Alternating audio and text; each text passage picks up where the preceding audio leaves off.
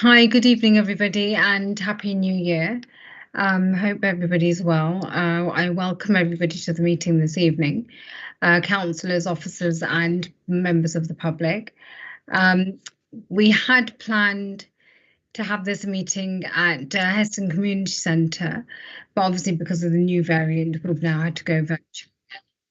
I just wanted to say that we do want to sort of try and finish the meeting within our timeline, which is 2.5 hours. So I'm going to start the meeting as soon as. We have a lot of the councillors that are here today. I've had apologies from Councillor Puriwal, Councillor Rajawat, and apologies for lateness from Councillor Gurmil Lal and Councillor Kamaljit Kaur. So basically, I just wanted to once again welcome everybody. Councillors can introduce themselves when they need to speak. I'd just like to remind everybody, if you stay muted, and then when you need to speak, you can unmute. Same for the public. Okay. So any other apologies from anybody? Apart from the ones that I've said. No? Okay, that's fine. So we're going to move straight on to agenda item 2, which is it's a presentation from Danielle Edmonds. Is that okay, Joan, if we go straight to the presentation? Of course, Chair, yes. Is Danielle with us? I'm just making sure she's with us, Chair. Bear with me for 1 second. Hi, yeah, I'm filling in for Danielle today because she's okay. So yeah, I'm Louisa. So if you'd like to introduce yourself to everybody, we have got quite a few presentations, so we'll just go along, and then as you do your presentation, you can introduce yourselves. Okay, brilliant. I'll just get that up on screen now. Oh, thank you. Okay, just to check that you can see that. Nothing at the moment.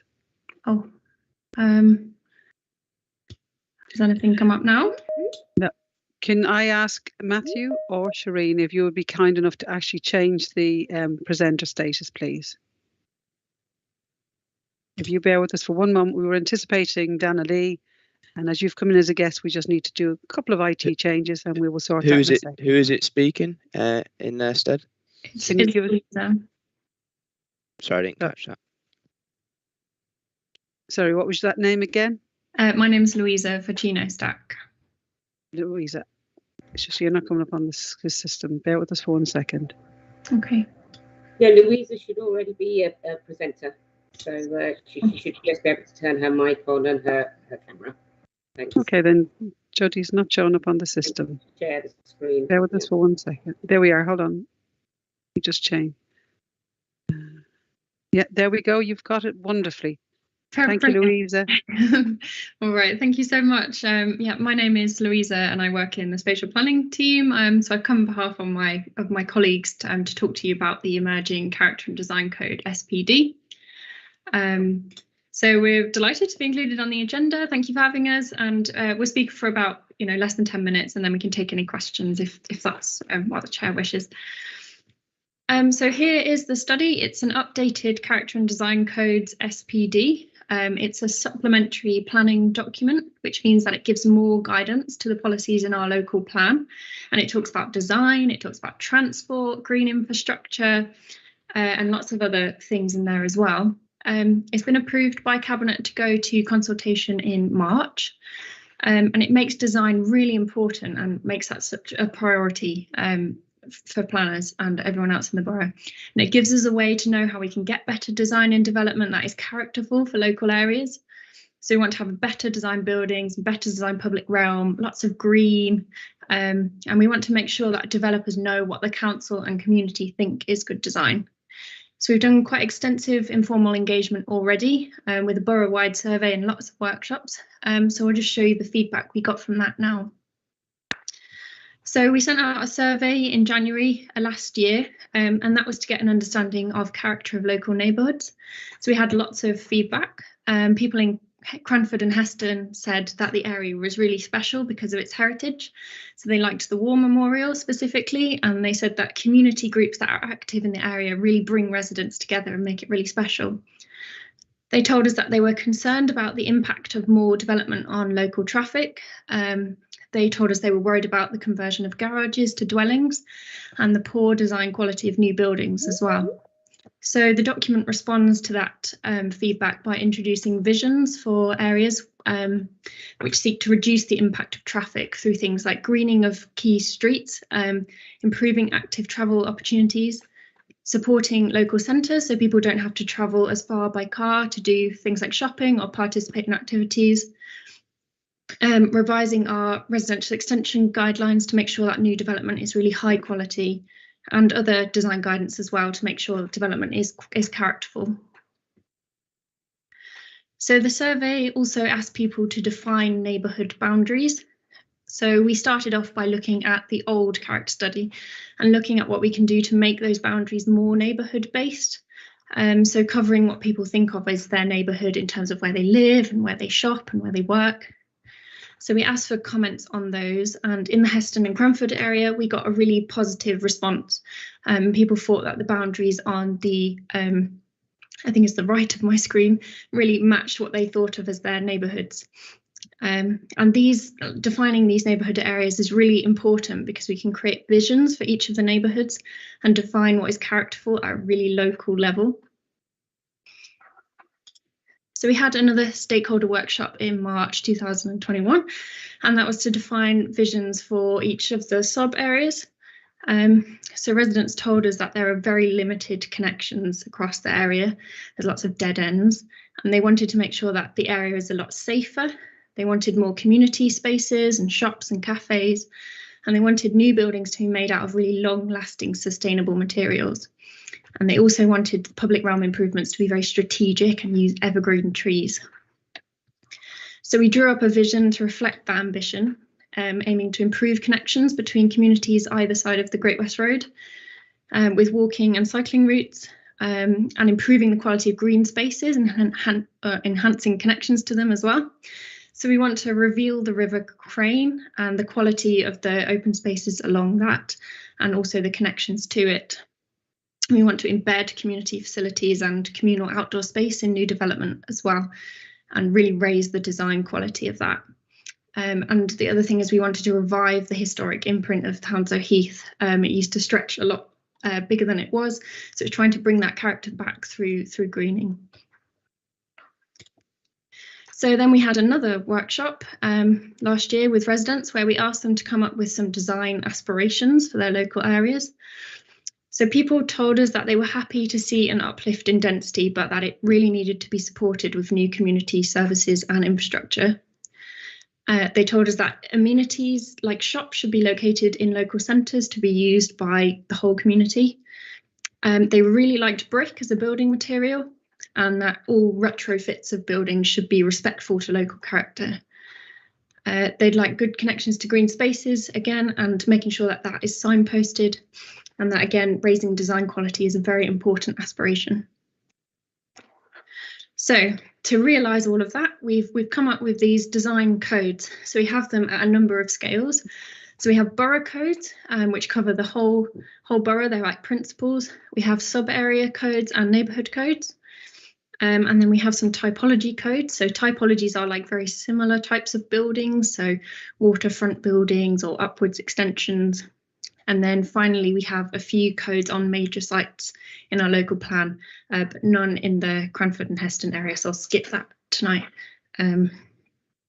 So the borough codes define principles which all development should try to achieve. So that's things like resilient local centres that meet the needs of residents, buildings that are made for last and are fit for purpose, and improving our natural assets, for example.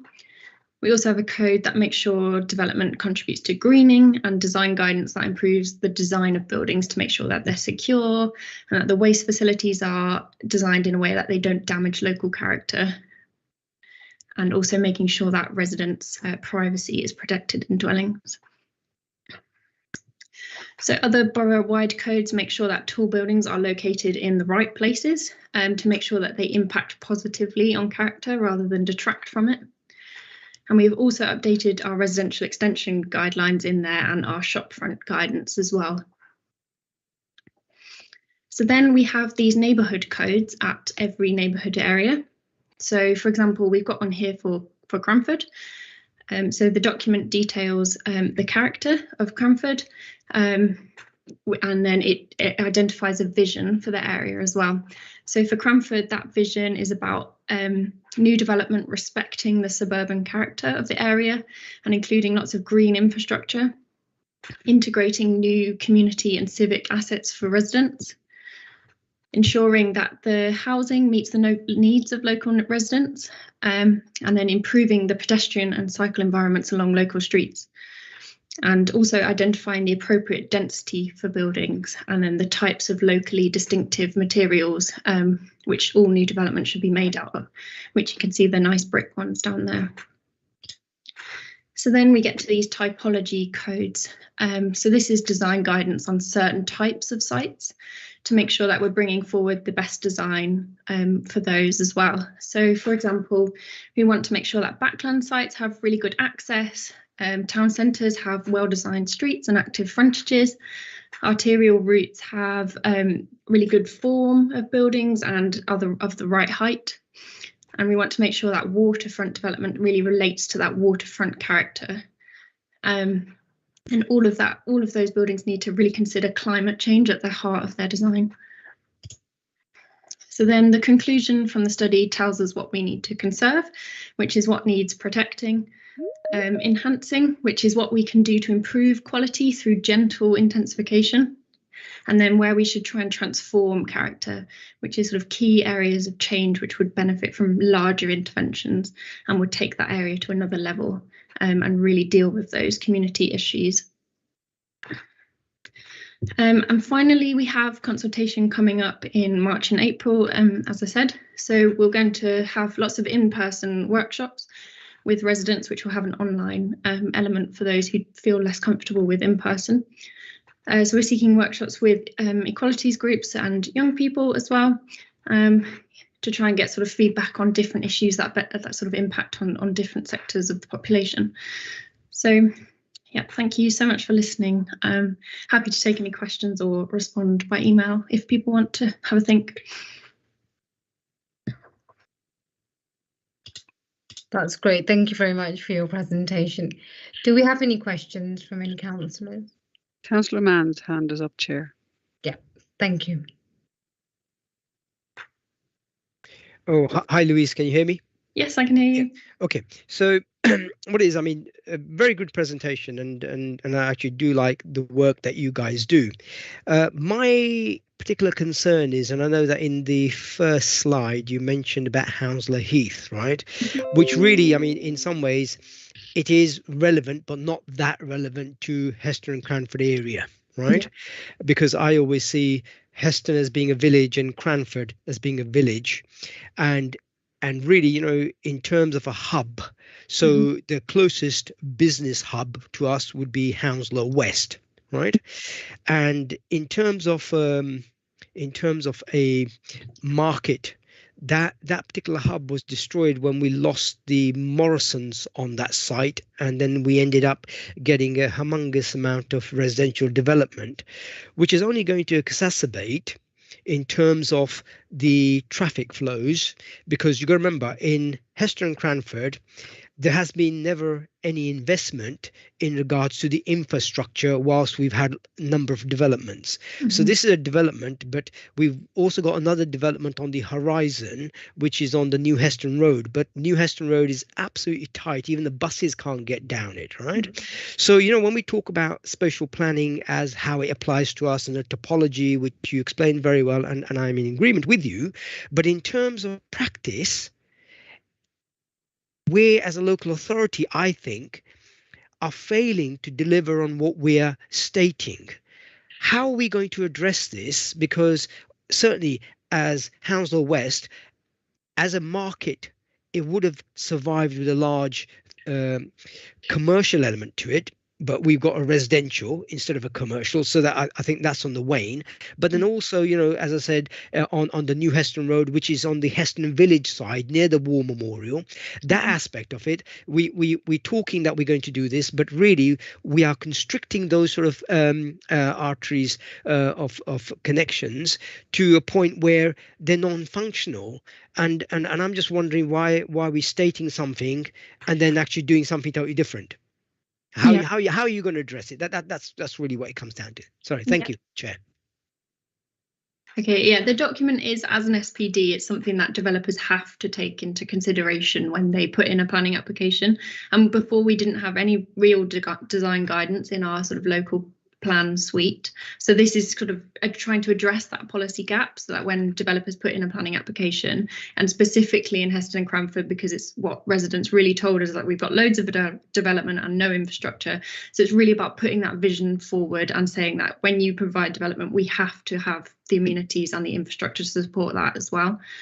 And on the Hounslow West point, there is a site-specific code around Hounslow West Centre and trying to support that local centre as well. I'm sorry that I didn't put that in the presentation tonight, but if you give me an email, I will happy to send you my slide on that one, and you can see what we've kind of proposed in that area to support the local services there. Sorry, Chair, if I could just come back. I mean, I think all this is very well. We've had residential extension guidelines in the past, which have been very, very similar. In fact, from looking from the slides, some of them are almost identical, right? The only thing difference there is the rise of the new tall buildings issue, right? But the rest of it, as referring to single dwellings or terraced houses, they're almost identical to what we had in the past, right? But I think that this document has come too late in order to address some of the problems, because if you look around the areas that you specified, and certainly I as a councillor talk about, which is the Heston element, the Heston Village element, the Cranford Village and the Cranford Village element, but then there's no new land for development. So once we do the new Heston Development Road, I can't see a single piece of land which is going to fall under this. So this in some ways is meaningless, because we're not going to be doing those sort of developments, right? And my worry is that this has come too late, and the residents yet again would have been failed, right, in their concerns, because their concerns were many years ago, and we were pressing for this to happen then, but it's come too late because the planning permissions have been granted. Hounslow West is almost complete, right? So nobody could address those things. How are we going to do a retrograde, or to this? We just can't, and that's why I feel in some ways we've let the residents down. Okay. Thank you. I'd like to echo what you say as well, Councillor Rittman. I'd like to second that. Councillor Khalid Malik, if you'd like to come in.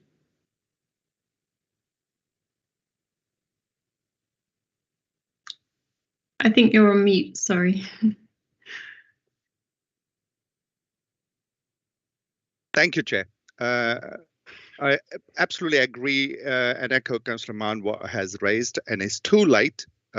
This document has been come up, but in addition to that, Cranford Village is right by the boundary of Heathrow Airport, and Cranford Village is quite conservation area, and we are lacking this policy for so long, and we could have mitigated into the planning policy into so many things in Cranford to keep the concern in order to mitigate those policy.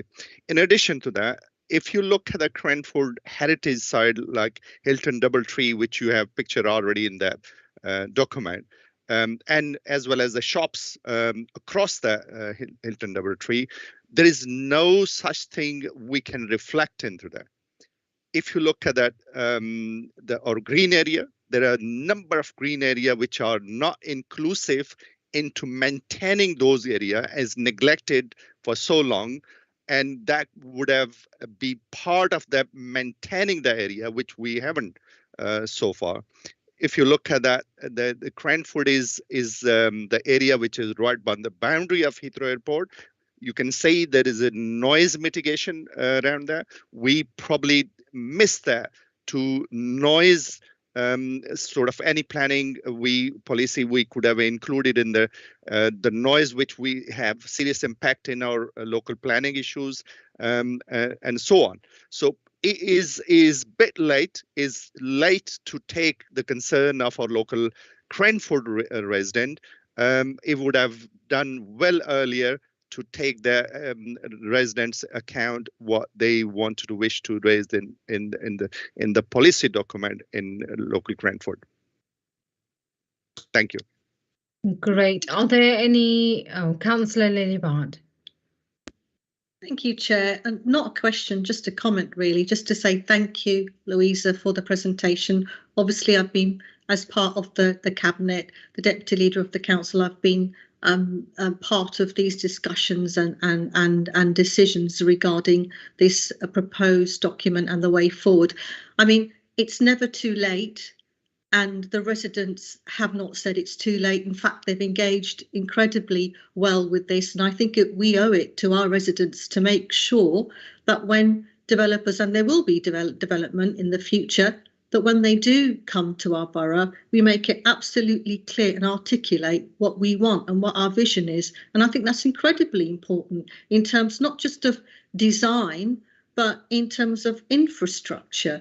And the fact that, you know, we've all said it here today, that we have different neighbourhoods within our borough which have their unique character and design, and we want to enhance that. So I don't think it's too late. I don't know when the right time is, but absolutely we must continue with it, and it's really important that we do we do in terms of setting the scene for developers, so they know that we are after good quality design which actually fits in our neighbour, and we understand the areas and the different neighbourhoods and codes of our area, so of our borough. So I think it's really important in that sense. But I particularly, I mean, if you look at some of the comments around infrastructure and design, and of course lots of people are worried about infrastructure supporting development, and that's absolutely right. They are to worry about that. But this just means that when developers do present to us, then they do have to show us how they've met that. So I think it is really important moving forward. That's all I wanted to say, and I want to say thank you to Louisa, and I hope we get more. We hope we get more engagement. We have had good engagement so far, which is really pleasing, and I hope that we continue to do that. I look forward to seeing all the rest of the comments as well. Thank you. Great, thank you, Councillor Bart. If anybody hasn't got any further questions, if they could email you, Louisa, would that be okay? Yep, that's brilliant. I'll put my email in the chat. That'd be great. Thank you very much. Sorry, Joan, any other questions? No, Chair, that's cool. None Okay. have come up from the public. And so the next one is Aretha, who's going to do the Summer of Culture. Yes, the Summer of Culture. Yeah, thank you. We can start with that item, Agenda 3. Good evening, everyone. I'm just going to get this presentation up. Please, can someone let me know when you see that? Yes, it's up. Ah, wonderful. Thank you. Yep. Hi, everyone. Good evening. Thank you for giving me a bit of space on the agenda today. I know how busy everyone is and how packed the agenda is. My name is Aretha George. I am the Culture Manager for Hounslow, and I am leading on Hounslow's Summer of Culture, which I'm here to tell you a bit about. So Summer of Culture is a 3-month programme of arts, culture and sport, and it will take place between June and August this year. The programme is really designed to provide opportunities for everyone to engage in culture, whoever they are and wherever they live in the borough, and it's one of the objectives of Hounslow's recovery plan. So we really aim to promote and highlight existing community events that take place right across the borough, to support communities and artists to deliver activity within local communities, but also to raise the ambitions by working with Hounslow's existing culture providers to programme a series of quality events alongside different artists, including local ones. So these events will be open for opportunities for all residents to see new things and really participate in different ways and inspire our smaller art organisations into new ways of working. I just wanted to touch on the fact that, as I said, Summer of Culture is one of Hounslow's recovery plan commitments. It's looking at supporting and growing our visitor economy, showcasing local leisure and culture, but also we want to include volunteering and skills development, not just for young people, for adults as well. We do recognise the diversity of communities in Hounslow and want to provide space and support to shape and deliver activity that people want to do, as well as helping the culture sector engage with tackling any inequality of engagement that exists across the borough, so where people are least served with culture. And on top of that, we have the Women's Euros, which I'll talk a bit about in a moment, which will encourage sport and physical activity for good health and well-being. Very briefly, we're centering all of this around 3 pillars that look at spotlighting creativity in Hounslow and really highlighting spaces across the borough.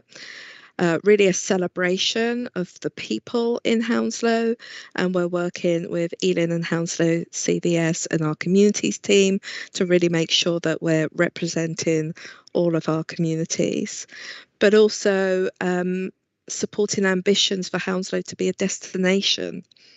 The Women's Euros in July will really bring new audiences into the borough, and we want to make sure that there are things to do and we're highlighting the best that we have and the best that we offer. Briefly on the Women's Euros, we have 4 matches at Brentford Community Stadium, and attached to that is a big legacy programme that is being led by our leisure team, and as it falls in July, it forms part of the Summer of Culture. Now, the legacy programme is really about engaging women and girls into football, not just as footballers, but also as coaches, as referees, and really reaching into different communities, encouraging new ways of engaging in sport and physical activity. So this slide really shows the London targets for Brent through Wembley Stadium, Hounslow through Brentford Community Stadium, but also Ealing due to the proximity to Brentford. So just to briefly mention the engagement that we've done to date, we have started our engagement at the end of last year, and we wanted to look at different ways in which we can hear voices from those that we don't normally hear from. So I'm here speaking at the area forums, trying to get the message out. We have been talking to members. I did the presentation for all members last year, and there was a members working group that was formed, but also we will be developing a members pack and getting that out quickly so you can talk to your communities about what Summer of Culture is, but also the community grant, which I'll speak about in a moment. We have been putting messages in Hounslow Matters, and we're working with our community development team and our engagement teams to really get out there and talk to people. There's also a host of comment cards in our libraries and our leisure centres to encourage people to tell us what they want to see, what they already do, and how they want to participate in this programme. And we really hope that that will reach a wider range of people. We've had 2 briefing sessions with Ealing and Hounslow CVS. One was in January, and the next one will take place on the 7th of February at 11 o'clock. And tickets can be bought through, not bought because they're all free, but they can be obtained through Eventbrite, just so that we know who's coming and we've got an understanding of numbers. This is a word cloud that I've created based on the consultation we've done to date. And you see people want to engage with history, exhibitions, theatre, poetry, spoken word. But there was a real desire for local people to have a spotlight and be able to share their talents as well on our various stages, our various cultural providers across the borough. So we're making sure that we build that into any programme that we design. We do have a community grant, and this sits alongside our Thriving Communities Fund.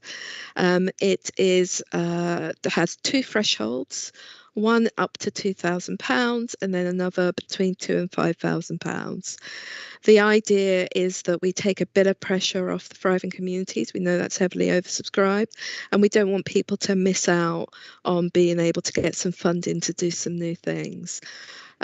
We are driving it to those communities we don't hear very much from, and those that maybe don't apply to the council for funding, as well as those that do and are looking at working with new and different audiences. It will be evaluated, and we'll make sure that we share the findings of that. And because of our funding pot, we're looking at probably between 35 to 40 projects that we'll fund, 8 of which will be in that larger bracket. Okay, we've just got a minute left for the presentation. Yeah, this is my last slide. So all I'm asking for is people to share their ideas with what they'd like to see and do, to email us if they already have an event planned between June and August that they want to form part of the programme, encouraging people to fill their comments in the comments card and emailing us at summerofculture@hounslow.gov.uk if they've got any ideas or if they would like to apply for a community grant. That's it, and I'm happy to take questions, Chair. That's great, thank you, that was amazing. I think I might take up the football. Okay, anybody got any questions? Okay, amazing. If you do have any, then maybe we could. Yeah, sorry, Chair, just because nobody put their hands up. Just say thank you very much to the presentation. It was brilliant. I enjoyed that, and really, what's it called? Good luck, and a lot of activities that you got there. You know, I can concur with. Thank you. Chair, you have three. You have three who actually Councillor Bath and Councillor Core have asked in that order. Yep. Sorry, Chair. Very quick question. Thank you very much. That was really good. Yeah. I'm not going to be partaking in the football like Harleen, but but I just have a really quick question because I do get asked this question a lot by residents, and I often don't know where to send them. So it would be quite good if you could sort of point me in the right direction. I'm hoping it's to you. I sometimes get local artists who want to have somewhere to display their work. And they just want to be, they're not part of an organisation or anything like, but they just want to be able to have an opportunity to display their work, and they're local artists that, you know, I may not be well known, but you know, want to be. Would you be able to advise on that, or would they be? Yeah, I absolutely can. What we're trying to do as well is open up those spaces. So libraries have space for exhibitions. We've also got a creative network in Hounslow, and I can tap them into that. So they've got a support infrastructure as well. So I'm happy for you to share my personal email address, aretha.george@hounslow.gov.uk, rather than the Summer of Culture one. Yeah. Lovely. Thank you so much, Aretha. No Thank problem. you. Councillor Core. Thanks. Mine's got nothing to do with the presentation, but well done. And yes, we'll do our best to promote it. I just wanted to let you know, Chair, that the chat is muted. So nobody can actually put any message in the chat. Now, I don't know whether that was because of the presentation. It's deliberate, Councillor Core. Okay. Chair, would you like me to just quickly elaborate? So, Councillor Core, just to, so what was agreed with the Chair and with the Democratic Services team is that because we've got members of the public in here to maintain management of all the chat functions to prevent any kind of misuse by anyone, and the chat function would be disabled for this one. Oh, okay. Noted.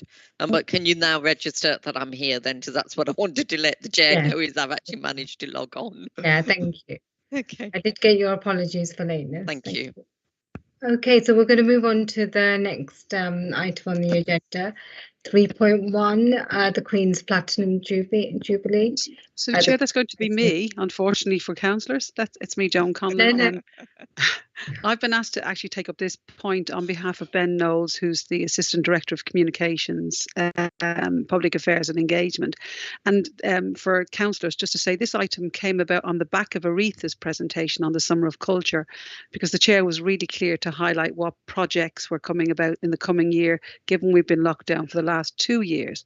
So what's been decided is that Ben asked me to just highlight a couple of items that he's going to bring to the next Members Matters and through the communications channels. And one of them is going to be the Queen's Platinum Jubilee. For those of you who don't know, on the 6th of February, Her Majesty the Queen will become the first monarch to celebrate a Jubilee, marking 70 years of service to the people of the United Kingdom. And 4 days of celebration will also take place between Thursday the 2nd to Sunday the 5th of June. So it's an extended bank holiday to allow everybody to actually celebrate the Queen's Platinum Jubilee. Two of the big things that have come to the attention of the Chair, who she wanted me to actually highlight to you, was the Queen's Green Canopy. Plant a tree for the Queen. We're talking about majestic oaks. We're talking about majestic acorns and the like. Hazels, hazelnut and the like also, and the platinum pudding competitions. So those are two. Ben has said he wants to keep members involved, engaged. He's actually got a strategy group and he's looking forward to building on those projects and bringing more and more details out to members through Members Matters. He's conscious of the fact that Purda could be coming quicker than any of us want, and therefore he wants you to have an opportunity to highlight to your residents all the positives that are coming their way in the coming months. And that's it, Chair. That covers 3.1 and 3.2. Thank you. Happy to take any questions. Any questions, Councillor Malik? You're mute again. Thank you, Chair, for that. There is no question, but I just wanted to thank John for absolutely brilliant as always. I really appreciate this. Oh, thank you. I'm now turning on my camera and my mic. I just wanted to tell you guys that I've been invited to the Queen's Tea Party. I was invited obviously a year ago, but with the pandemic, it got put back. So I've received an email saying that I'll be invited. So I've got to choose from a couple of dates to go in May. So I'm really excited about going to the Queen's Tea Party. Well done. Congratulations, Chair. I'll get my hat and yeah, well done, Chair. I've been invited to number 10, right? So bring my own bottle, and it's a a pizza party, but it's actually a business meeting. Oh, okay, sure. Fine. No comment. I can believe that, Mr. Mann. Okay, we're going to move on to the next item 4 on the agenda. It's another presentation. Heston Big Local, Taz Verdi, and I believe he's got a couple of kids coming on as well, which will be good to see what they say. Hi, Taz. Hello, hi everybody. I'm Taz from Heston West Big Local, and I'm joined here today by a few youngsters with me, James, Jassia and Sharon Jitt. I'm sure they will come in as and when today. Now, I would like to share a video, but I'm not sure if I can do that here. Yeah, I don't know how to do that, but if I could send a link to someone, I'm sure they can share it on my behalf, unless someone can, because the problem with videos is that we'll start to actually, the sound quality. I think Ben is going to change it to be a presenter so that you can actually get in and activate the whole lot yourself. Sorry, Matthew, I beg your pardon. Matthew, can you support Taz in enabling him to share the video, please? Yeah, I've made Taz a presenter. You should be able to do it yourself now, Taz. And you're an IT whiz. Yeah, just give me a moment, guys. You guys crack on. Sure. I think I can share screen. Are you seeing this, guys? We are. Thank you. Okay, dokie. So for those who hopefully sound is good, but if the sound is not that great, just go to YouTube and write down Hard to Reach documentary, Young People's Views of Hounslow. So this is about 14 minutes long, and this film was created just before the pandemic a few months before. And it's important because the young people's points of views may have changed, may have not have changed, but it's important that we listen to this video. And for those who've seen it already, obviously you'll have to watch it again, but we do have some youngsters here afterwards that you can ask some questions about behind the scenes and what we were trying to get out from this. But a little background, sorry, before I press play, is I was approached by CPU, the Community Partnerships Unit, in 2019, and they wanted to go out there and get young people's views of Hounslow, whether be negative or positive, and to find out what was really driving them and what their fears are, what their hopes and dreams are for the future. So we were tasked with, because of our work that we've done with young people in Heston West and Cranford, but also engaging young people across Hounslow in different areas, we were ideally placed to create this content using our weekly film production team made up with young people and experienced experts on board. So I'm going to press play now. I hope you enjoy it. There's lots of great content, and if you're having sound problems, please just go on YouTube and watch it on your own browser. I'm going to press play now. Is that okay, everybody? Sorry, I've just got one question. Yeah. You're doing the whole 15, 14 minutes? I could do segments of it. I could do a short, maybe a few minutes. Thank you. No worries at all. Okay, here we go.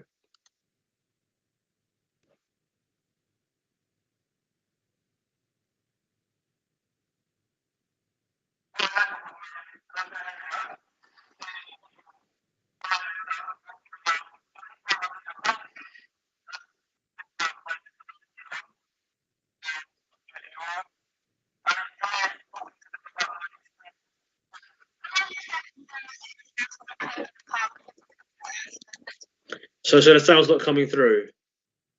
No.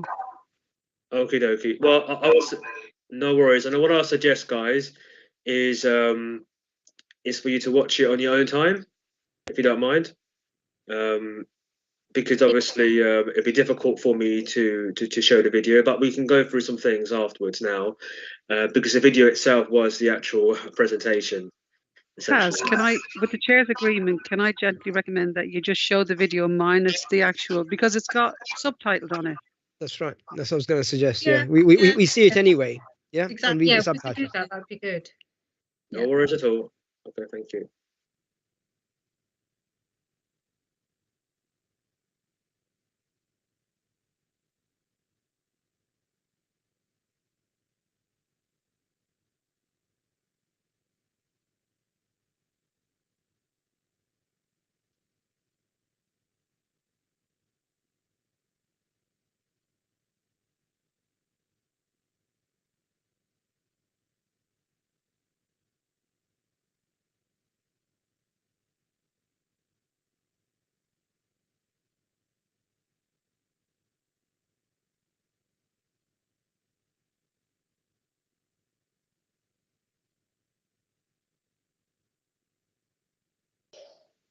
So the first part of the video, as are you reading the subtitles, is pretty much the positive things that young people are finding about our borough. And I will skip ahead shortly for the other feedback as well.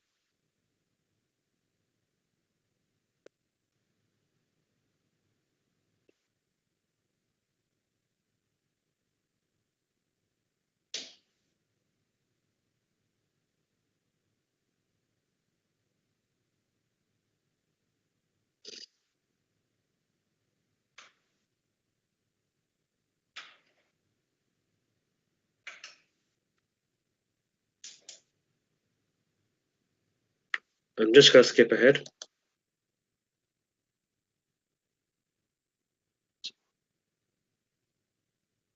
So this is young people talking about the issues they're having in our community.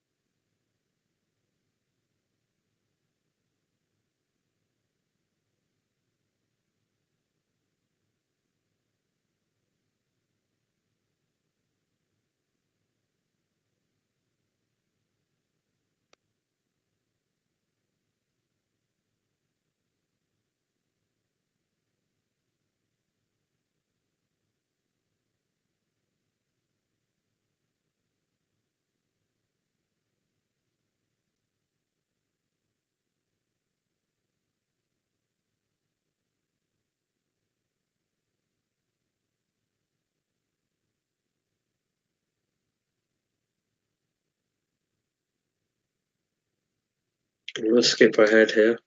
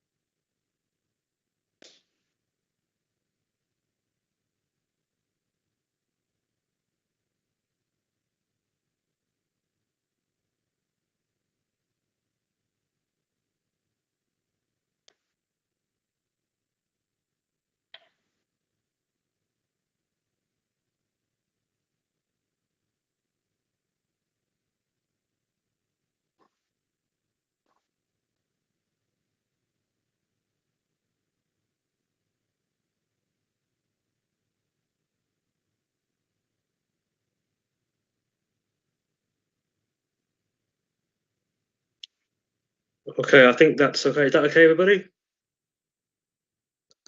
Okay, so I'll stop that. Is that okay, everybody? In terms of the video?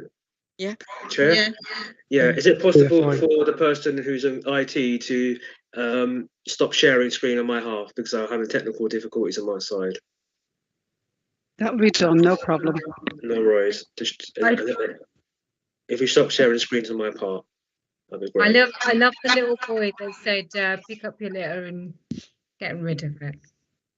Pick your own rubbish up. and put Taz, it- are you able to come back in now because we've stopped sharing your presentation? Yep, I'm here. So if you can enable me to share my camera. Matthew, could you support Taz to do that, please?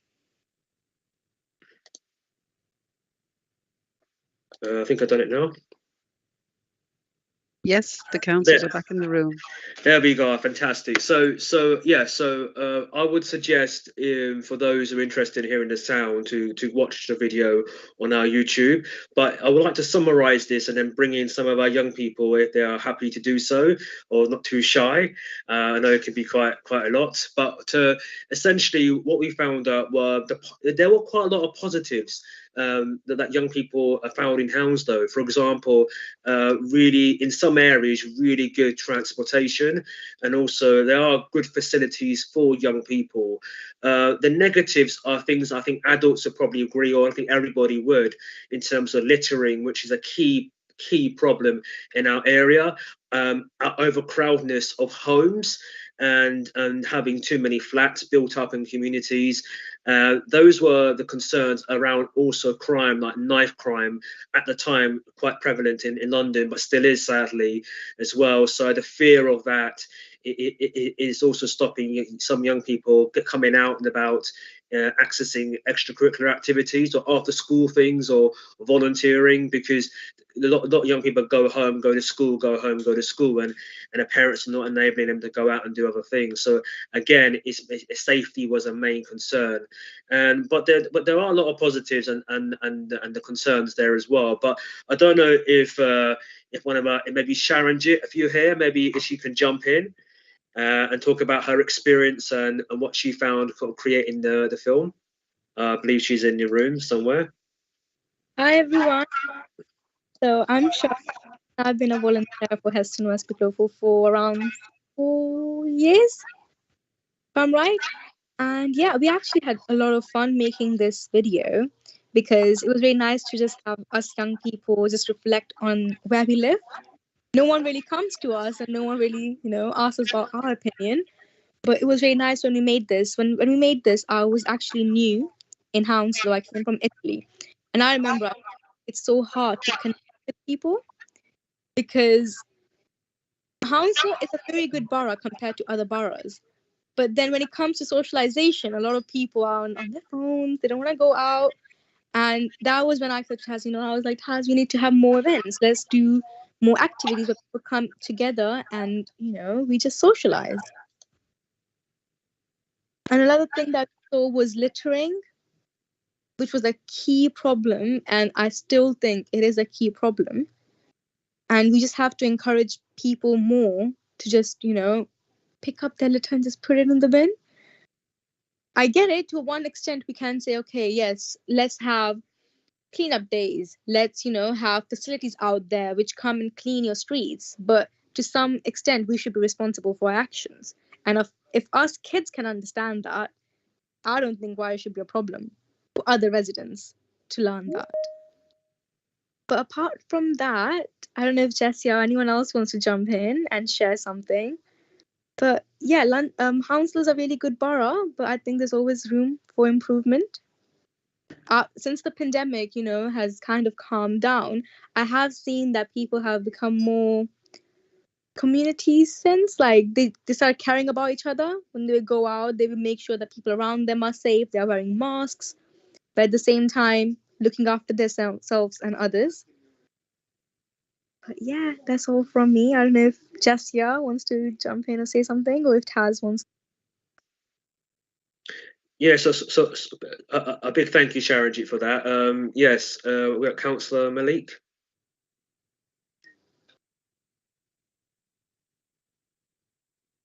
You're on mute, Councillor Malik, I'm afraid. Thanks, Taz, and thanks, Chair, for this and wonderful the presentation what you have done. And Sharanjit, thank you for that.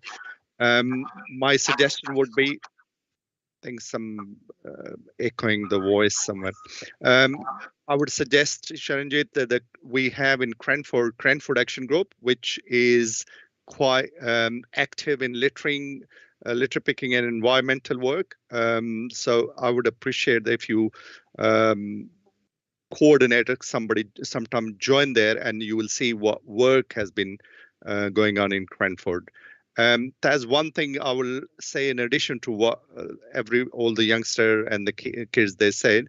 We are lacking free sports facility, particularly in Cranford. In every Sunday we have in every park free football and teaching the kids for football their activity. But what we asked for from the council to provide a football goalpost and white line around, and that costs nothing, and that takes kids off the street and bringing some positive activities, which is the free for children. We have coach who train the children and the adult football club as well. So these sort of thing, a little bit contribution from the council or from whoever, funding required to provide them free facility for the children, in addition to what you have raised through this video and so on. That would be very helpful. If you yeah, absolutely. I mean, yes, I know that other sort of fantastic. I think Hounslow, we are very lucky that we got fantastic community groups, Heston Action Group as well, and Cranford Action Group, you know, who are doing great cleaning, greening, and we do some of that as well.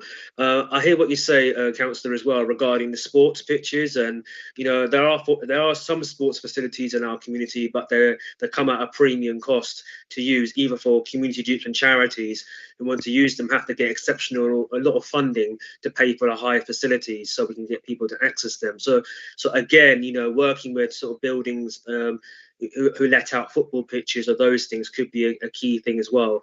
But I know James is putting his hand up, one of our young person. I know others have, but if you don't mind putting the young people having their questions first, and then we can go with everybody else. So James, do you want to jump in?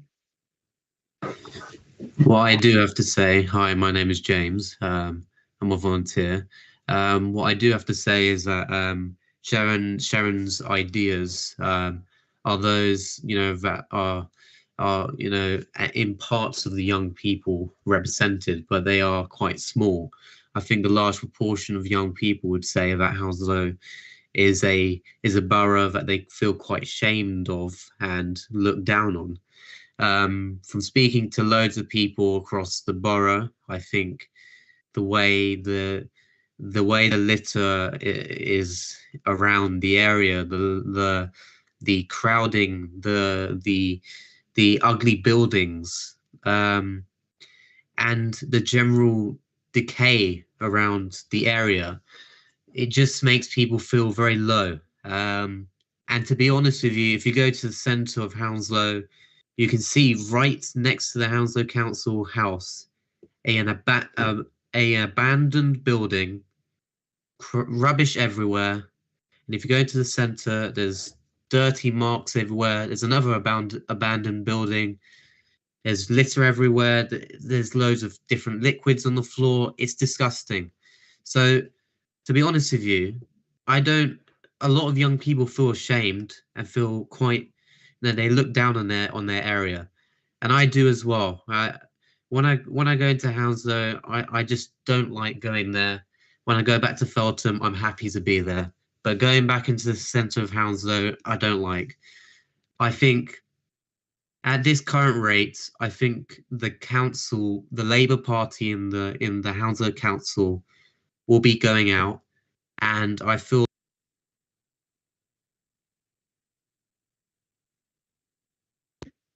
Okay, thank you, Joan, for that. I think the general vibe across many groups is that the current council will be kicked out. Okay, so we're going to actually stop there. Could I take, are there any other children, Taz, that want to speak? You've got 3 councillors with their hand up, Chair, and I think we should actually take Okay, Councillor Kaur, whose hand's been up for some time. Thank you, please come with you.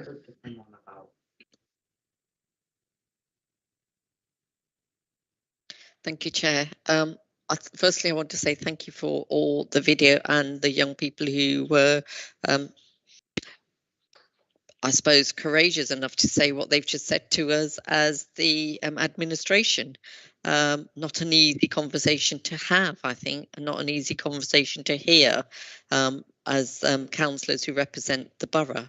But I think it's an important message that we need to listen to because they are our residents and they are Hounslow's future as young people.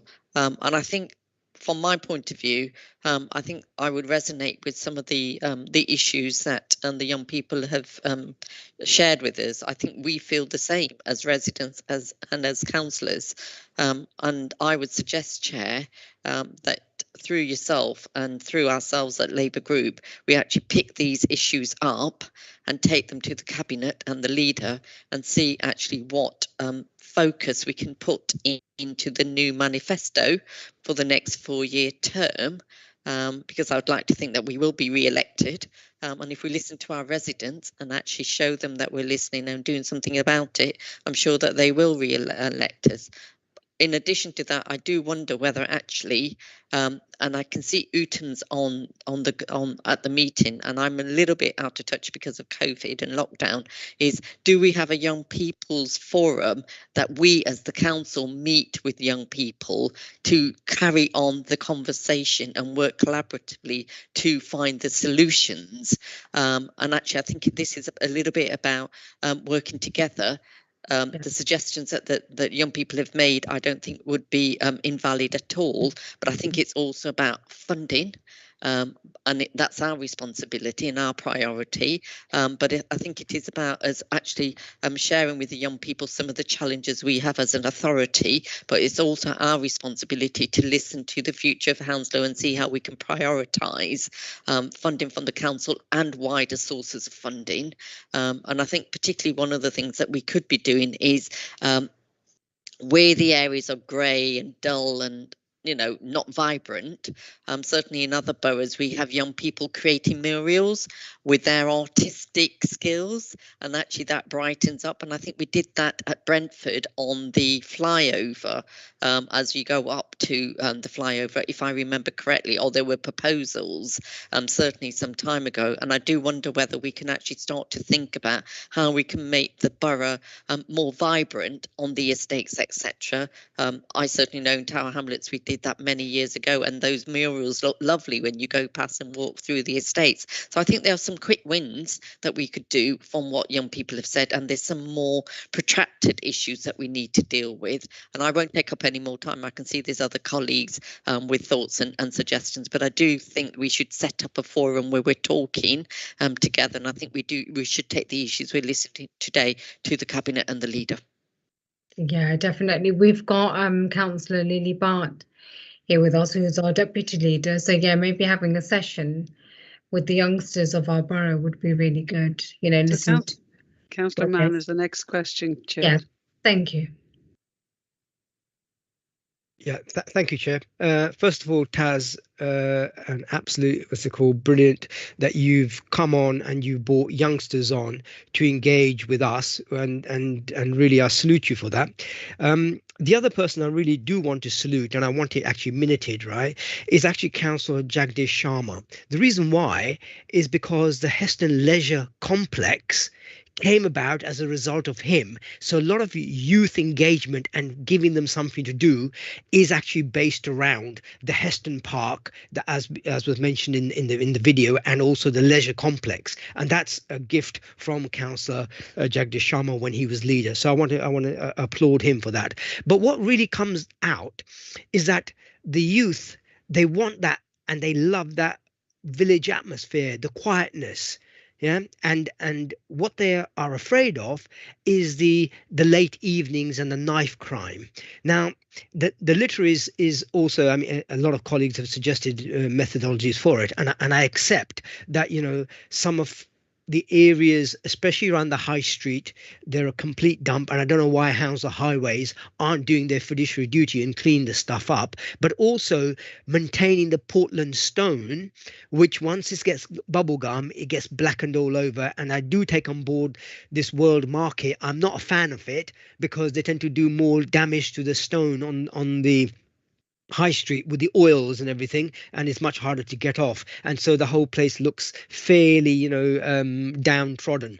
But, you know, on the whole, I would like to see, and I know that some years ago we had the youth parliament, we were engaging the school kids, they were coming to the council, we had that engagement. I'm not sure whether that's still happening. If it's not, let's resurrect it. If it is, let's see how we can sort of reinvigorate it according to what Councillor Core was saying, so that, you know, the youth, right, they don't feel that they have to hesitate if they're making complaints about inefficiencies, lack of efforts. They can actually come face to face and talk with us, and we will accept, you know, criticism, because it's a learning curve for us. We want to make sure that the youth who are our future, residents of Heston, future residents of Cranford, they can actually take a hands-on approach, so that the litter, the crime side of things are sorted out, and with the youngsters, we're able to give them a first-class facility from the local authority. I'm a bit sad that, you know, certainly around in our previous topic on agenda item, I think number 2, that we failed to deliver upon by not having that level of engagement, which is, you know, the litter, the knife crime, the lack of investment into the Heston and Cranford areas, which a lot of people talked about, the infrastructure, because the infrastructure does support a lot of the things that we want and a lot of the things that the youngsters want. So, you know, with that in mind, and I know that other people want to speak, so thank you, Chair, for giving me the time. Thank you. Thank you. Councillor Lily Bart. Thank you, Chair. I just put my camera on. First, can I say, I'll put my hand down as well. That's annoying me as I speak. Can I just say thanks to Taz for showing us the video. I just realised as I was watching it that I had actually seen it before, and I think he showed it at one of the awards. It might have been just before we went into lockdown, actually, which seems like such a long time ago. But yes, it was really good to see, and it was really good to hear from the young people. And what I was going to say is that I think you should do more of those, particularly post-pandemic, because we know some of the issues have probably changed. I'm just picking up on some of the things that was said. I know mental health was mentioned, and I worry about that now, particularly as we come out of lockdown and how that's affected young people in terms of not just social interaction, but in terms of education as well. It was good to hear the young person talking about litter, but actually understanding that it's our responsibility. And that's one of the things that we've been really keen as a council to do, is to educate, because of course we can pick up when litter gets thrown and it's flighted, but we want to educate people not to do that. That's really important. And I'm really pleased that our cabinet member Guy Lambert has done an incredible amount of work where he continues to try and do as much as he can. And of course, our residents groups, we've got various residents group who are always on board in terms of making sure that we keep our environment clean and educating our residents. One of the young women in the film, in the video, mentioned something about, I wish the area was more stylish. I'd like to talk to her because I wonder what she meant. I thought that was really interesting. I was interested to hear how a lot of people did actually say, and that there were quite a lot of activities in the borough. And that's interesting because I'm often talking, I've got kids, they're young, they're teenagers, and I'm often talking to them about what they like about the borough and what they don't like. And they're very, very keen to give me their views. And I know that a lot of young people have negative views of the town centre, and I absolutely buy that, and I don't disagree with them around that. And that's something that is a priority for the council. But there are a lot of activities, and I think there could be more activities. There always is more room for improvement. But one of the things that I did want to share is that in Brentford, in one of the estates where we've got a massive estate improvement programme, and I did actually officially open Cruyff Court there not that long ago, a few months ago.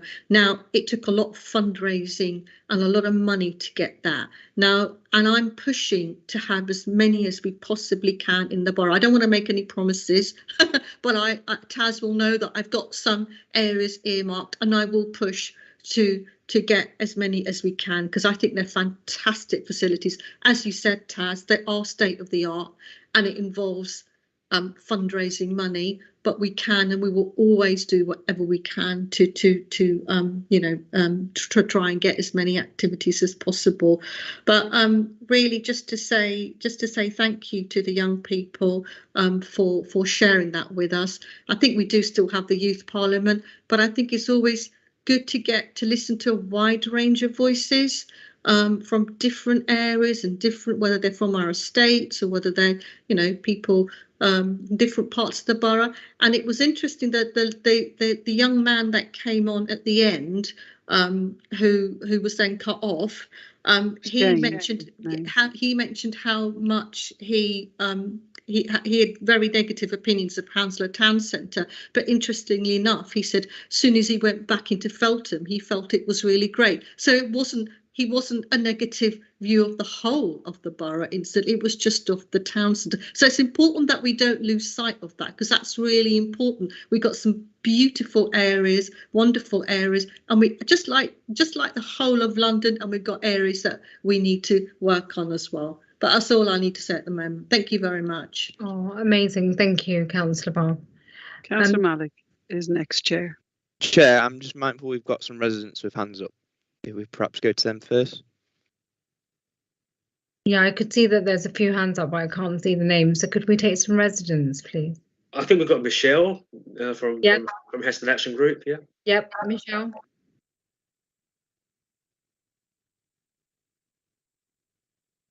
Joan, do we unmute them? Hello, I'm dialed in on my wife's Teams. It's actually Michael Gibbons, yes. You're pretending to be Michelle, are you? I'm pretending to be Michelle, yes. Thank you very much. Hi, welcome. For the opportunity to speak. First of all, I'd just like to commend Taz and his youthful team for their fantastic presentation. I felt compelled to speak just because I was upset that the young person's voice was muted when he wanted to raise some concerns.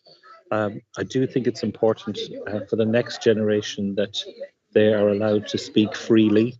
I've noted, while this is an area forum and the councillors are core to that, I think it should be more about listening rather than telling us about how much you all have done ahead of the local elections in May.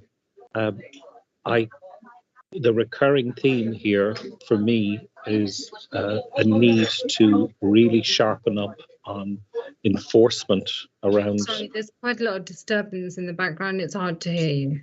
Yes, okay. So for me, the thing I've taken from the conversations with the young people is around the need for greater enforcement and compliance with good social behaviour. We know that people are indiscriminately dumping on our streets.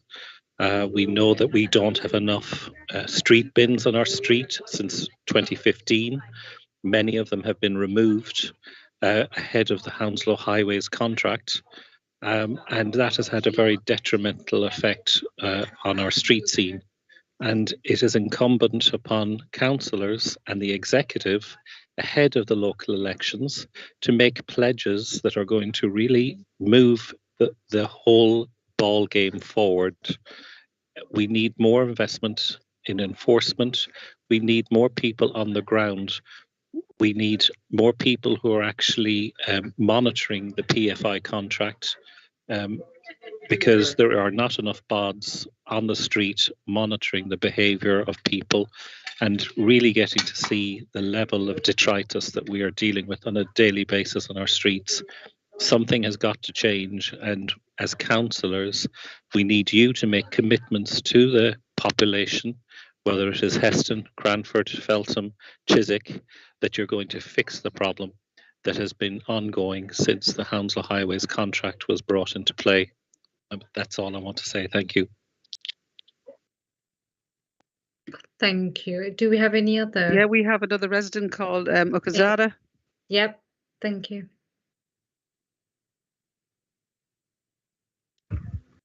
Hello, can you hear me? Yeah, Umi from CAG here, Cranford Action Group. First of all, I would also echo what everyone has said through applauding the youth that have come on to the forum for their absolute honesty. It's really nice to see how they are brutally honest, they wear their heart on their sleeves and they really say it as it is. I would also just like, there was a few comments that were being made about there wasn't that much things happening in the borough, in particularly in Cranford and Heston, for the youth to get involved with. And I'm not sure if Taz, you may have mentioned it already, but we have the Reclaim the Riverside project, which is in full swing now. It's gaining momentum. It's funded by the National Lottery, and it is to improve the green and blue infrastructure of the River Crane. And if the youth that are on here, and if the message can be spread to get involved in these projects, then I think that would be really admirable. Yeah, yes, I am working with. Thanks, Amy. I am working with Get Outside and Learn, and so we're hoping to get the youngsters involved. And they came to the school the other day. So yes, I'll be in touch with you, and hopefully I'll bring some along with these youngsters today to get involved. Chair, we've got Councillor Malik, who's the final hand. Yes, thank you. Thank you, Chair.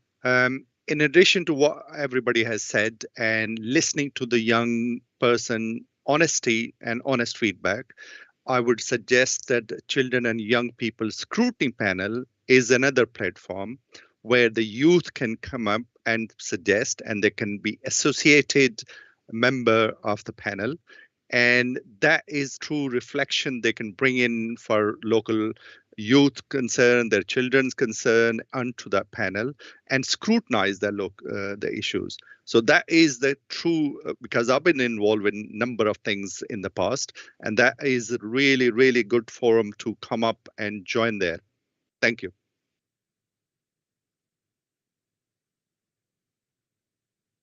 Chair, that's the final question. I don't know if any other residents want to ask a question. Thank you very much, Taz.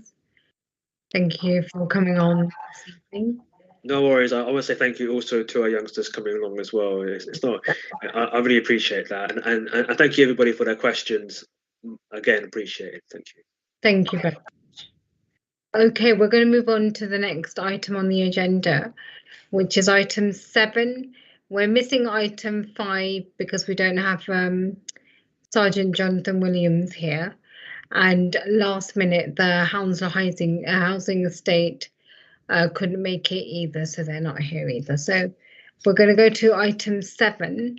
Daniela, I believe that we've got you doing a presentation, and then we'll take questions after. Thank you.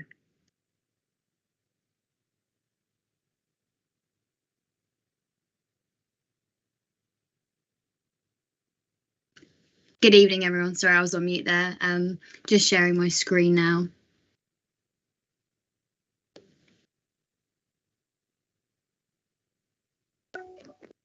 Let me know if you can. Yes, we can see it. Perfect. So, hello, my name is Daniela, and I'm here with my colleague Nimesh today. We're from the Green Recovery team, and we're going to be talking about 2 programs that residents can get involved in, which is hopefully really relevant for this conversation tonight, particularly around environmental action.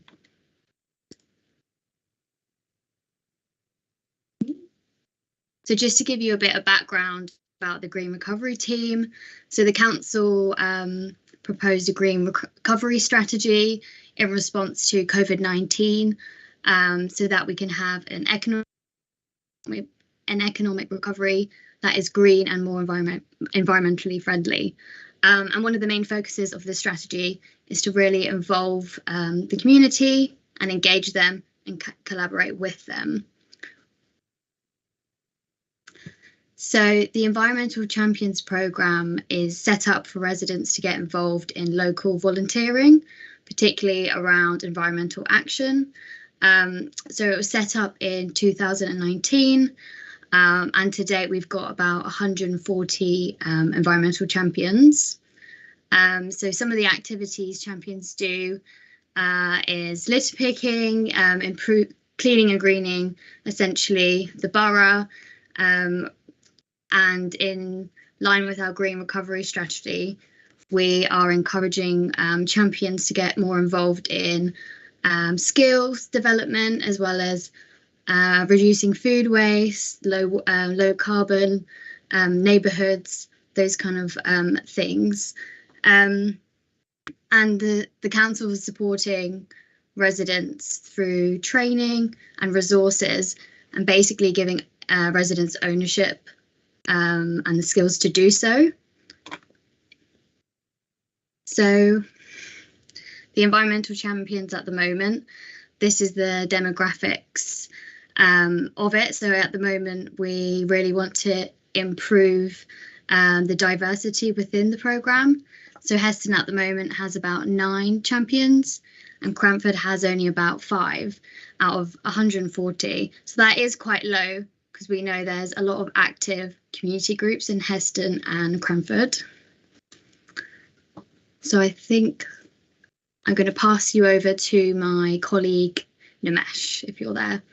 Yeah, hi.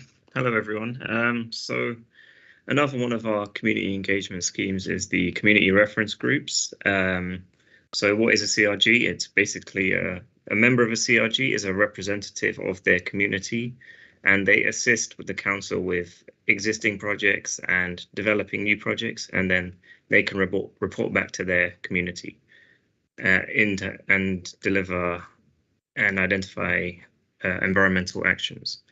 So I don't know if some of you might be aware that we did have 3 different CRGs before. They were the Climate and Clean Air, the Cleaner CRG, and the Greener one.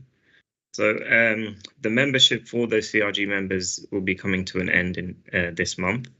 So we decided to refresh the schemes and introduce 3 different CRGs.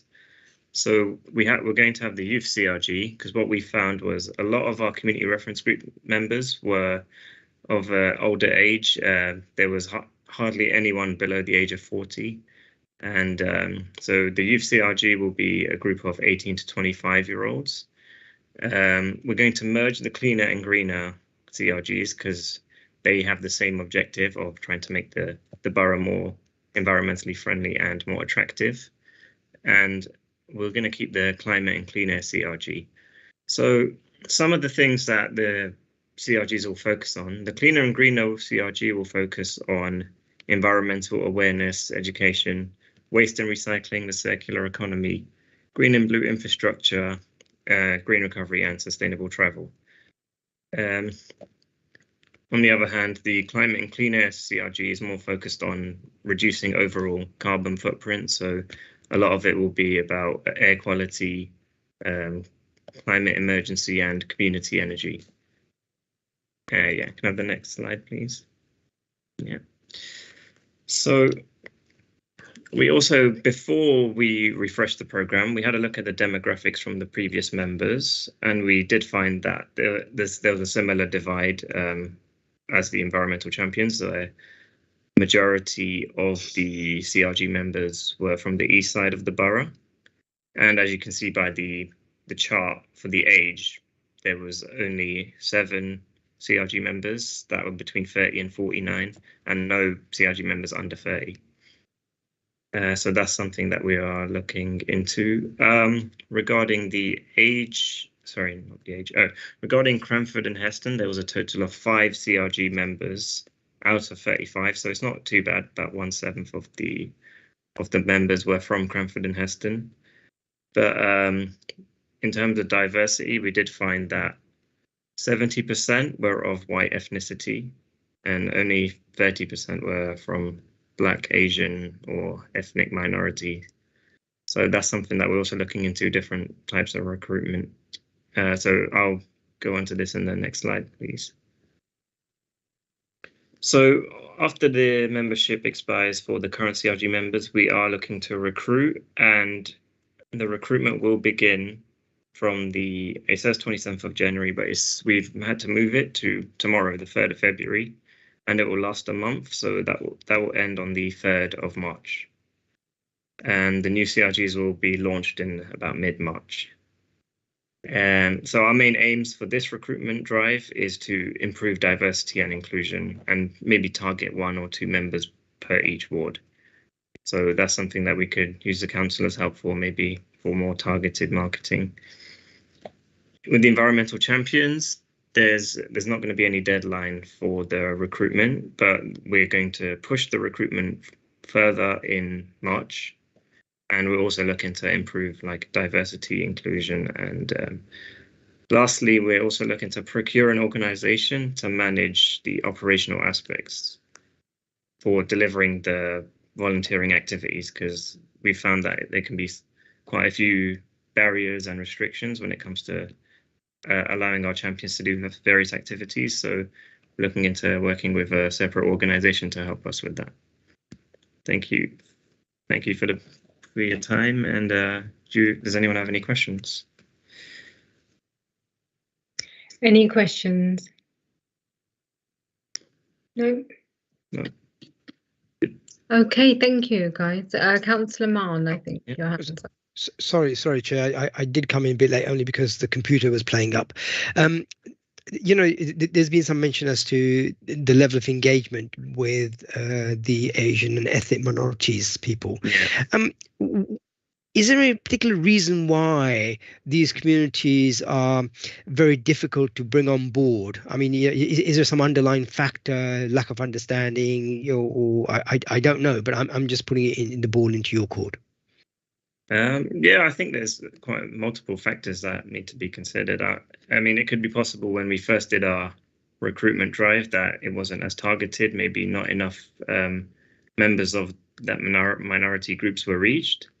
And it could also be maybe they didn't understand what the project, what the scheme was about. So yeah, it could be various factors. I don't know if Daniela wants to add anything. Yeah, I think also maybe parts of the borough, there's a percentage of people that are digitally excluded. Yeah. So I think we need to target going in person and promoting in a different way, in different forms. So through various community groups, through just in person rather than completely digital and online.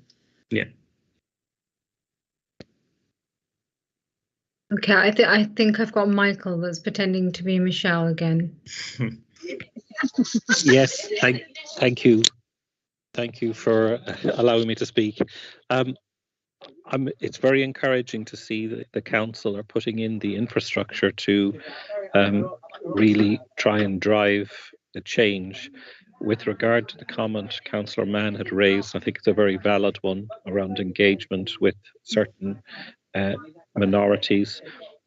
If I could make a suggestion, one of the things that Heston Action Group has tried to do is lead by example. And as elected councillors, I would encourage all of you to become more actively involved yourselves in cleaner and greener initiatives and in groups like Heston Action Group and Cranford Action Group. We have a programme of street cleaning of our shop parades in Heston in the month of February, March, April and May of this year.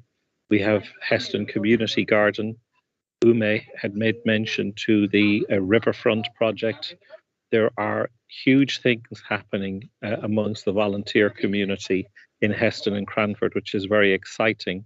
And I would encourage Taz and his links with the youth community in Heston West, which bridges both Heston East and Heston and Cranford, to really grasp that nettle.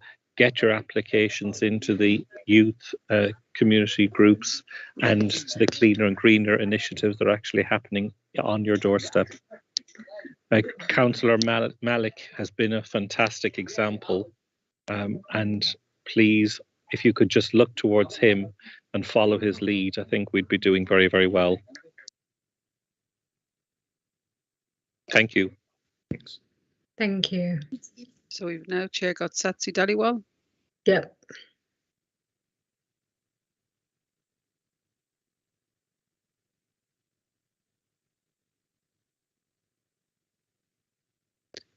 Satsi, you're on mute. Hi there. Sorry, I'm being on mute. Hopefully you can hear me now. Just referring to what I think Councillor Mann said, and I said when we're talking about ethnic minorities not being involved, I think we've got quite a healthy representative of minorities in our council. How many of them have joined up to your champion group? Do we have any at all? I mean, they can lead by example. I guess similar to what Michael is saying. I mean, as environmental champions, I mean, I'm sure if a councillor is sort of led by example, I'm sure we can encourage more people. We do have a handful of councillors that have signed up as champions, but we would encourage all. So you only said there was only 5 in Cranford and 9 people in Heston. Out of them 9 or 5 in that local area, are them any of them our councillors? No, I don't think so. So it's not a great example, yes. I think that, I mean, just going by, I think what a lot of the things are being said, and I think even when the kids spoke about dirty areas, I guess we need people representing the council and the council representing the people to really be out there as well and showing that and being in them areas and really looking at it. And also I was quite surprised that Lily Bath said that she viewed the video 2 years ago, yet probably hasn't put anything in place regarding the video that Taz and the kids showed as well about cleaning and greening and the state of affairs of the state we're currently in. But just want to make that point really. Any councillors willing to join up now? Chair, before you actually, I think Councillor Bath would like a right of reply. Yes, please. Sorry, I don't accept that comment. I think it's really unhelpful. I'm more than happy to listen to concerns, so that's what we're here for, but to make unhelpful comments like that is just really not acceptable. And you don't know what we've done over the last 2 years. In fact, you probably are not interested in knowing. You just want to make your point wherever it is. And I don't think that's very helpful. Thank you. That's all I need to say, Chair. Chair, if I can come in quickly, right? Yeah. I think Lily makes a very valid point, and I tell you the reason why a lot of counsellors don't get involved with a lot of voluntary organisations, and it's this, and I had it when I was heading the voluntary sector. Once you get involved with any voluntary organisation, you cannot vote for if they apply for a grant from the local authority. So it makes them redundant in support of that particular voluntary organisation. What you really want to do is you want to do a lot of good work, and you want to put it in front of the councillors, who then actually vote and say, yeah, they should get that grant to further enhance their work because we can see the good work. If you rope in all the councillors onto your organisations, they can't actually vote for you, right? And that defeats the purpose of applying to the council for a grant. Or any other sort of things, because it becomes a conflict of interest. And I know that, you know, in the past, it was actually quite loose, but now with the law, it's become very stringent and very transparent, and it's a jailable offence for not declaring that interest. So that's why a lot of councillors shy away. It's not because they don't want to do it and they don't want to champion it, but once they become a champion, they become neutralised in helping you any further. So that's the crux of the problem. Okay, Sati, do you want to come back in, or are we? Sorry, can you hear me? Yeah. Yeah, I mean, I said I'm not asking about joining a particular group. It's about joining the council's environmental champions.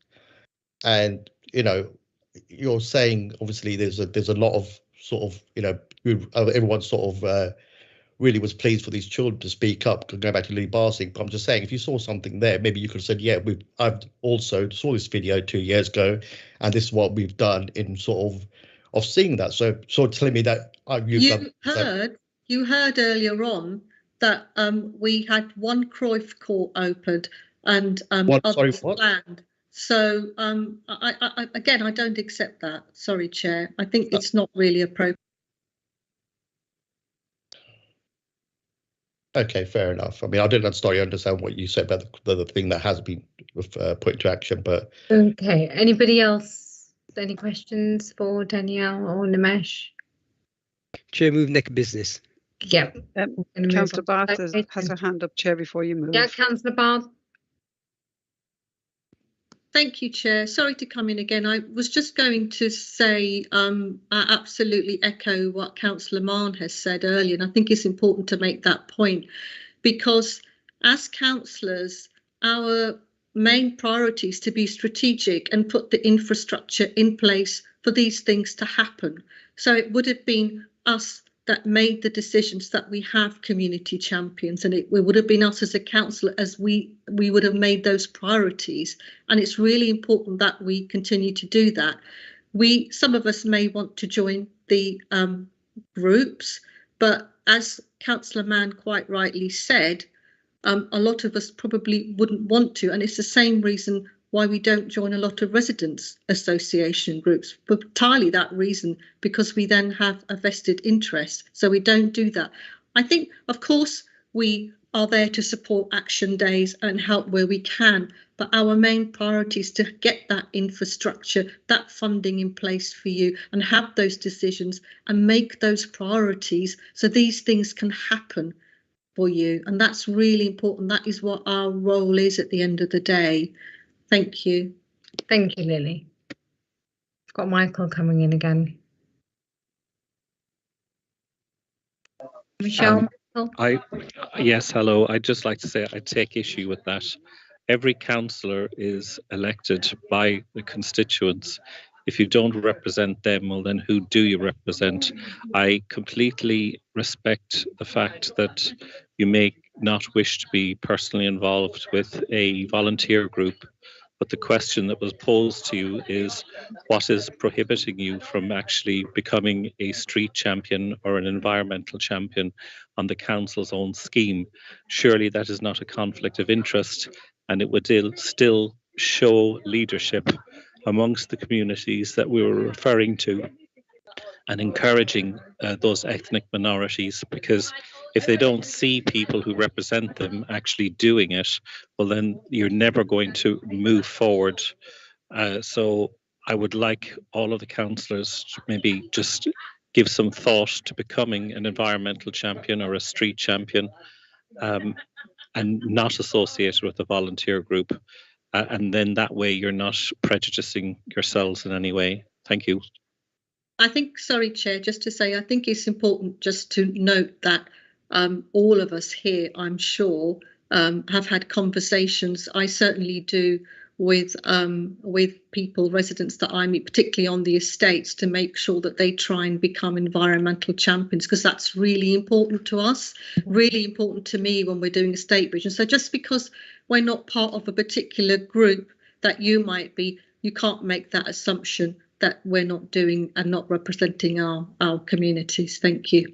Yeah, Chair, I do, sorry, last point, and I'll be very quick on it. I do also take some issue with what Michael Gibbons is saying, because, you know, I want to take him back to a point in time when I was deputy leader and HAG was only a small organization and it wasn't very well known. You know, I supported them by making a meeting between Victoria, somebody, I forgot the name now, but she was head of the environmental services, and you know we had a meeting in her office which I facilitated as deputy leader. We got HAG involved into the mechanism of the council and the sport mechanism that came about by providing skips, by litter picking, you know, areas where whatever they picked they put into bags or put into skips. So this sort of background and so is more important than Councillor Mann physically going out to pick the stuff, because as Lily has said, this is about producing a strategic infrastructure so that the local community can do it, where the litter, where other items are actually collected and moved away. Otherwise there's no point in having litter picking if the litter picking just lies there and stays there. Thank you. Thank you, Councillor Mann. Okay.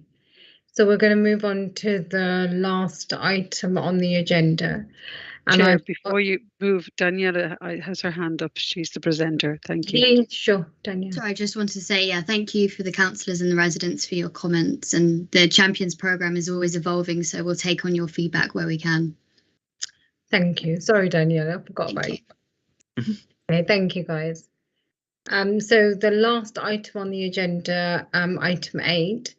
I've got Cranford Action Group. Is it Umi Kanzada? Yeah, hi again. Hi. Hi again.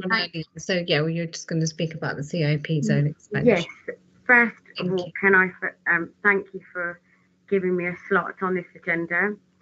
I'd also just mention I completely concur with Michael Gibbons from Cranford Action Group, and as with what he said, I applaud Councillor Malik for actively getting his boots on the ground and working with us, whether he is an environmental champion or not. He gets his boots on the ground, and so from my perspective, I am very grateful for Councillor Malik leading by example. Just thought I'd just quickly say that because my main issues here, the reason I've been asked to give why I've been given the slot is our real desperation of the toxic alcohol hotspots that we have in Cranford. Now, as Cranford Action Group, Heston Action Group as well, as with Taz's group, I am sure that they will echo my sentiment in saying that Cranford is in immediate need to be in the cumulative impact policy. It is in desperate need of this intervention. As you know, that CAG are very active on the streets, on our green spaces, and on a daily basis, we come across this endemic problem of mountains of beer cans, spirit bottles, broken glass, street urination, vomiting, and I'm giving you a list to actually that this occurs on this daily basis. So we've got the vomiting that's obviously induced by the alcohol. We've got actually verbal altercations happening with residents, public, normal people that walk the streets. We've got physical altercations occurring between intoxicated people. And actually and this is something which is very close and very important to me, is the sexual jeering that goes on from these groups of people towards young women, which I have also been a victim of. Now, we have piles of evidence to show you, like I say, that all of this happens. And whilst Cranford may, and actually all of Hounslow Borough, and I know that there's this renewal of the PSP, or the Public Safety Protection Order, and which we have already been a part of. And I know for a fact I have accumulated a wealth of TAD numbers myself, of 101 reports of antisocial behaviour, which is endemic on our streets, and I report it. I understand the police are strict, so this is I'm not finger pointing here, but what I'm trying to get this forum to understand is the need for Cranford to come into the SIP, because we need this intervention. Cranford has a very high density of licensed premises, and there needs to be a cap on this. Like I say, I'm very active in the streets, like are many of our groups, and we have come across people, the elderly, the young. The elderly are sometimes so fearful of walking down the streets, and why should they be? The streets should be safe for the public to walk on, but they are scared of confrontation, of verbal abuse by intoxicated individuals. And these happen. I can give you a list of hotspots, and if you don't mind me saying some of these hotspots to you, and I was actually compiling a list myself, and I have actually got a list. So, and these are spaces which have a high footfall. So, for example, the two parks, Way Avenue Park, Avenue Park, Barclay Parade of shops, the junction of Barclay Avenue with Byron Avenue. We've got Dudset Lane. We've got the subway that crosses across from Woodfield Road to the Riverside. Or no, sorry, not to the Riverside.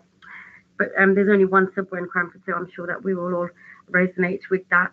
Travel Lodge, and I can give you many scenarios. Woodfield Road, which has the Cranford Primary School, and there is a real safety concern for the younger people as well.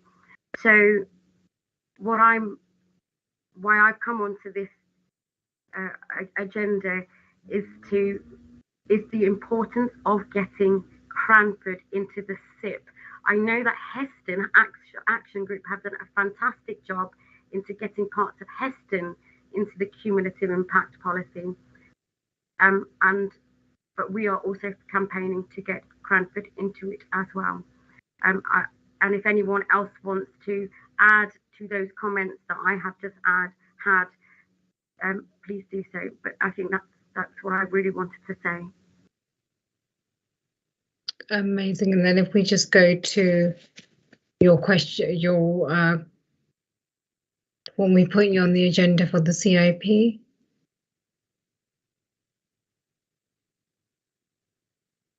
Councillor Manning. Before me, Chair, I think Michael raised his hand, if you allow him to speak, and then I'll say something.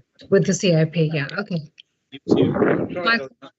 Hi, sorry, Councillor Ashwell, it's actually Michelle Gibbons. Hi, Michelle. If I can, hi, how are you? Thank you for hosting the forum again this evening. It's really great to have a voice within our community. As you probably know, the HAG committee is made up of about 8 people, and of which I'm one of the founding members. It was very evident when we formed our group of the issues of social drinking on streets and the proliferation of licensed premises selling alcohol within our area. by way of example, we have to really go outside of Heston to find a place to have a breakfast, but I can buy a naggin of cider at sort of 7 o'clock in the morning. So that tells us something is wrong. And the volume of detritus on our streets as well, in terms of cans and bottles and high volume alcohol, is lessening to an extent. But when we started our group 3 years ago, it was a considerable problem. So you start to look up further up the food chain and where is it coming from. And one of the things HAG did early on in our life cycle was educate ourselves about policy that we could empower our community with, and one of which was the cumulative impact policy. So we started gathering evidence, Ume, with regard to the issues that we were on our streets and the hot spots and the defecation, the urinating, the vomiting, where they were buying the alcohol from, getting plastic cups so they could mix their alcohol with Coke and God knows what else, and drink it on our streets, and acting like outdoor pubs. And as a result of that, we started gathering evidence for really about 2 years, Ume, and we did this through Google Maps, etc., and photographs. And then once we had that body of evidence, we started to look at the renewal date for that policy, which is every 3 years. It's just been renewed as far as I know last year. And I gathered that evidence and made it known to, just so you know, her name is Vicky Wallace. She's the head of enforcement for Hounslow Council, an employed member of staff. And in fairness to Vicky, all dues to her, when it came up for renewal, her and Richard Foote, who's the chair of the licensing committee, reached out to HAG and said, it's up for renewal. We know you've got issues in Heston. How can we help?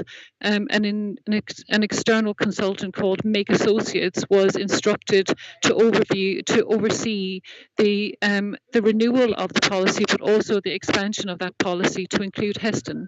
And we were instrumental in providing the evidence that was required to do that. It's very evidence-based, but Ume, if you collect the right evidence, I can't see why Cranford can't be included. And I'm happy, more than happy, to help you with that, because I thought that we were underrepresented on this matter, and so that's why I felt that HAG needed to move forward with regard to that change in policy. And as I said, I'm more than happy to help you there, how we gathered the evidence and the type of evidence that we were collecting. So that's all I have to say. And you know, we were successful. Heston is now part of the cumulative impact policy, which means that any new requests for licenses, they have to prove to the council, the burden of proof is now on them to prove that they won't further impact the issues that we already experience on our streets with the drinking of alcohol. Yeah, that's all I have to say, Chair, and thank you for the opportunity to speak this evening. Thank you, Michelle. And Michael was trying to be you earlier, just wanted to put that in. We Councillor Malik, Councillor Malik, Chair. Okay, so yeah, Councillor Malik, do you want to speak on COP zone expansion in Cranford? Yeah, thank you, Chair. And thanks, Michelle's comment and Ume's comment. These are the evidence base what Ume has presented, and she is absolutely accurate. And I've been working on for so long for these areas. And we have a meeting with the Richard, who was the chair of licensing, to include Cranford into this community impact policy. But he came up with some reporting process and so on. But it was since then we were working hard to gather all the evidence to prove that Cranford has serious concern, an issue locally.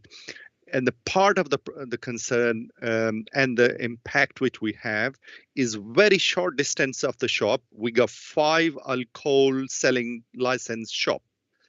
And majority of the problem is surrounding that area. People are gathering in front of the shops, drinking most of the time their alcohol on all those area which Ume has highlighted. These are the serious concern, and I like to see support of all my colleague members and Chair yourself particularly to support that what Ume has presented today. And I will request you as with the support of all councillor that if you can make that happen. And Ume's she want to say something if you allow her. So. Yeah, I'll just take Councillor Mann and then I'll take Ume. Thank you, Councillor Mann. Sure, it might be worthwhile taking Umi first and then letting me come in, because then she would going to highlight some of the things that Khalik Malik has said. Yeah, thank you. It's been nice to you. Oh yes, you're very nice. Thank you for ladies going first. Michelle, thank you so much. Councillor Malik, thank you so much for your advice. As you know, Councillor Malik, we have been accumulating the evidence. They are visual evidences, photographs. We've got the heat from the reports that we make to 101. We've got the heat on the reports that we make that have been made to the poor ambulance services that have to attend those inebriated individuals that have been passed out, and putting strain on those services. So the evidence is 100%. We've got it there. I just wanted to ask you, does anybody know when is the next round for the SIP? Not off the top of our heads, Chair. That's something we could take away. Jyoti, would you be kind enough to make a note of that, and we'll come back to you, Ume? No problem at all. Can I just say something? It's Michelle again. So Ume, the last policy was renewed and adopted last year, in about September of last year. So that runs for 3 years before it can be reviewed again. But Vicky Wallace might be able to expand on that if you contact her directly. I can send her an email early next week, introduce you both and see what might come of that. But I think it's potentially the introduction of Cranford might come at the next renewal, which I know may not be music to your ears given the significant weight, but you should have a serious body of evidence by then. Thank you, Michelle. Okay, Ume. Should we go to Councillor Mann now? Please. Let Joan come in, because I think she got some regarding the structures, and then I'll follow up. Thank you. I promise I'll be very brief, Councillor Mann. Just to Ume and Michelle to say, Vicky Wallace and I, we work very closely, but more importantly, I've contacts within the local Metropolitan Police, because in addition to what Vicky and her enforcement team can do, given the weight of evidence that you both are clearly clear that you've got, Vicky will pass it on to the relevant teams. We've got new teams, an inspector, a couple of police sergeants and 20 officers coming into Hounslow Town Centre within the next 2 weeks. That's been announced. There's no reason why we can't ask the Borough Commander to task them with specific areas. If you can link in with your local councillors, Michelle and Ume, and also Vicky Wallace, and that can be a directive. That's not a problem. Okay, thank you. Councillor. Yeah. Thank you, Chair. Chair, I mean, basically from all the discussions that we had right across the agenda, I just want to put across that we're working as a team. We're not different from the residents groups, HAG or CAG or anybody else for that matter, right? We are a team, right? So regardless of the way the discussion has got, I mean, there might be difference of opinion in terms of strategy, but the end goal has always been the same. So I do support a lot of what is being said, right, by Michael, Michelle, Umi, and others. But I think, at the end of the day, the way that this particular meeting is set up on a virtual basis, it doesn't actually allow us to make formal decisions, because that's only for meetings in person.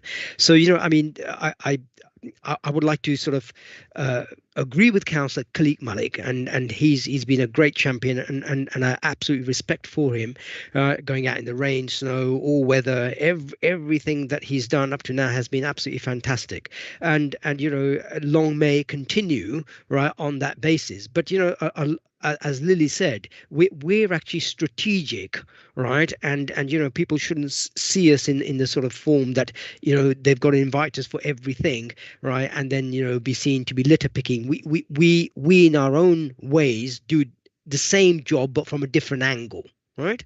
So in terms of formal decision making, I think what Councillor Khalik is looking for is support from you, Chair, but also support from this committee. And can I suggest to you that we as the committee agree with what Councillor Malik is saying, and a lot of what is being said by some of the residents groups, and that, you know, we delegate to you, right, as a committee, the power to vote on our behalf onto the action that needs to be taken when that decision comes up, so that, you know, we more or less abrogated our influence onto you, so that you make that decision, right, be it outside of this meeting, right, or an agreement in principle here that you can carry forward. Yeah, so I think, you know, that's what I was trying to. I was hoping that Joan would actually highlight some of the deficiency, or Jyoti, who's probably a bit more savvy on this. You know, let us know about the actual decisions and the lack of having a clear direction in our constitution regarding virtual meetings. Can I then pass that over, Chair? Thank you. Chair, before you do that, Jyoti, do you want to come in, and for the record, if you could be very clear as to why we cannot make decisions, and the Chair has been very upfront and honest with elected members, but it'd be good for the residents to hear why there's no minutes, why there's no actions arising from the last set of minutes, and also why there's no decisions being enabled at tonight's meeting, please.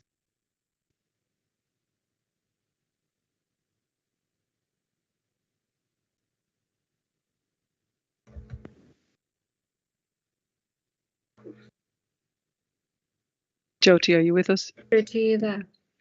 Oh, there you are. Right. So the thing is that obviously when lockdown first happened, government actually legislated for virtual meetings to be able to be decision-making bodies and things, but those were lifted from the first time around, and when this Plan B happened, what they've done is they've allowed virtual meetings, but they've not extended the legislative powers that virtual meetings had in the beginning. So it's been decided where, as Plan B was in place and we had to go back to virtual meetings, that we would have these meetings, but there'd be no decisions made, because decision-making powers were left with physical meetings taking place. So this is why there are no minutes or anything that requires a decision is not included in this agenda today. Sorry. Is that clear? Is that okay? Yeah. Okay, Chair, Joan. that I think Councillor Mann is quite correct, and hopefully that's actually been fairly prescriptive in explaining why we've not been able to make decisions. And with your agreement, Chair, Matthew Curtis has his hand up, followed Yes, by I did. Udme and Michelle. Yeah, Matthew. Thank you, Chair. I'm just aware that we do have two officers from the council here tonight, one from licensing and one from enforcement, who might be able to come back to Ume and offer advice and help put a plan in place. So I know we've got Andrew Devine and Laurie and Kelly, if they'd like to come in. Yep, would they like to come in while we're on the topic? Andrew, do you want to come in? Yeah, thanks, Chair. Andrew Devine, I'm the regulatory manager.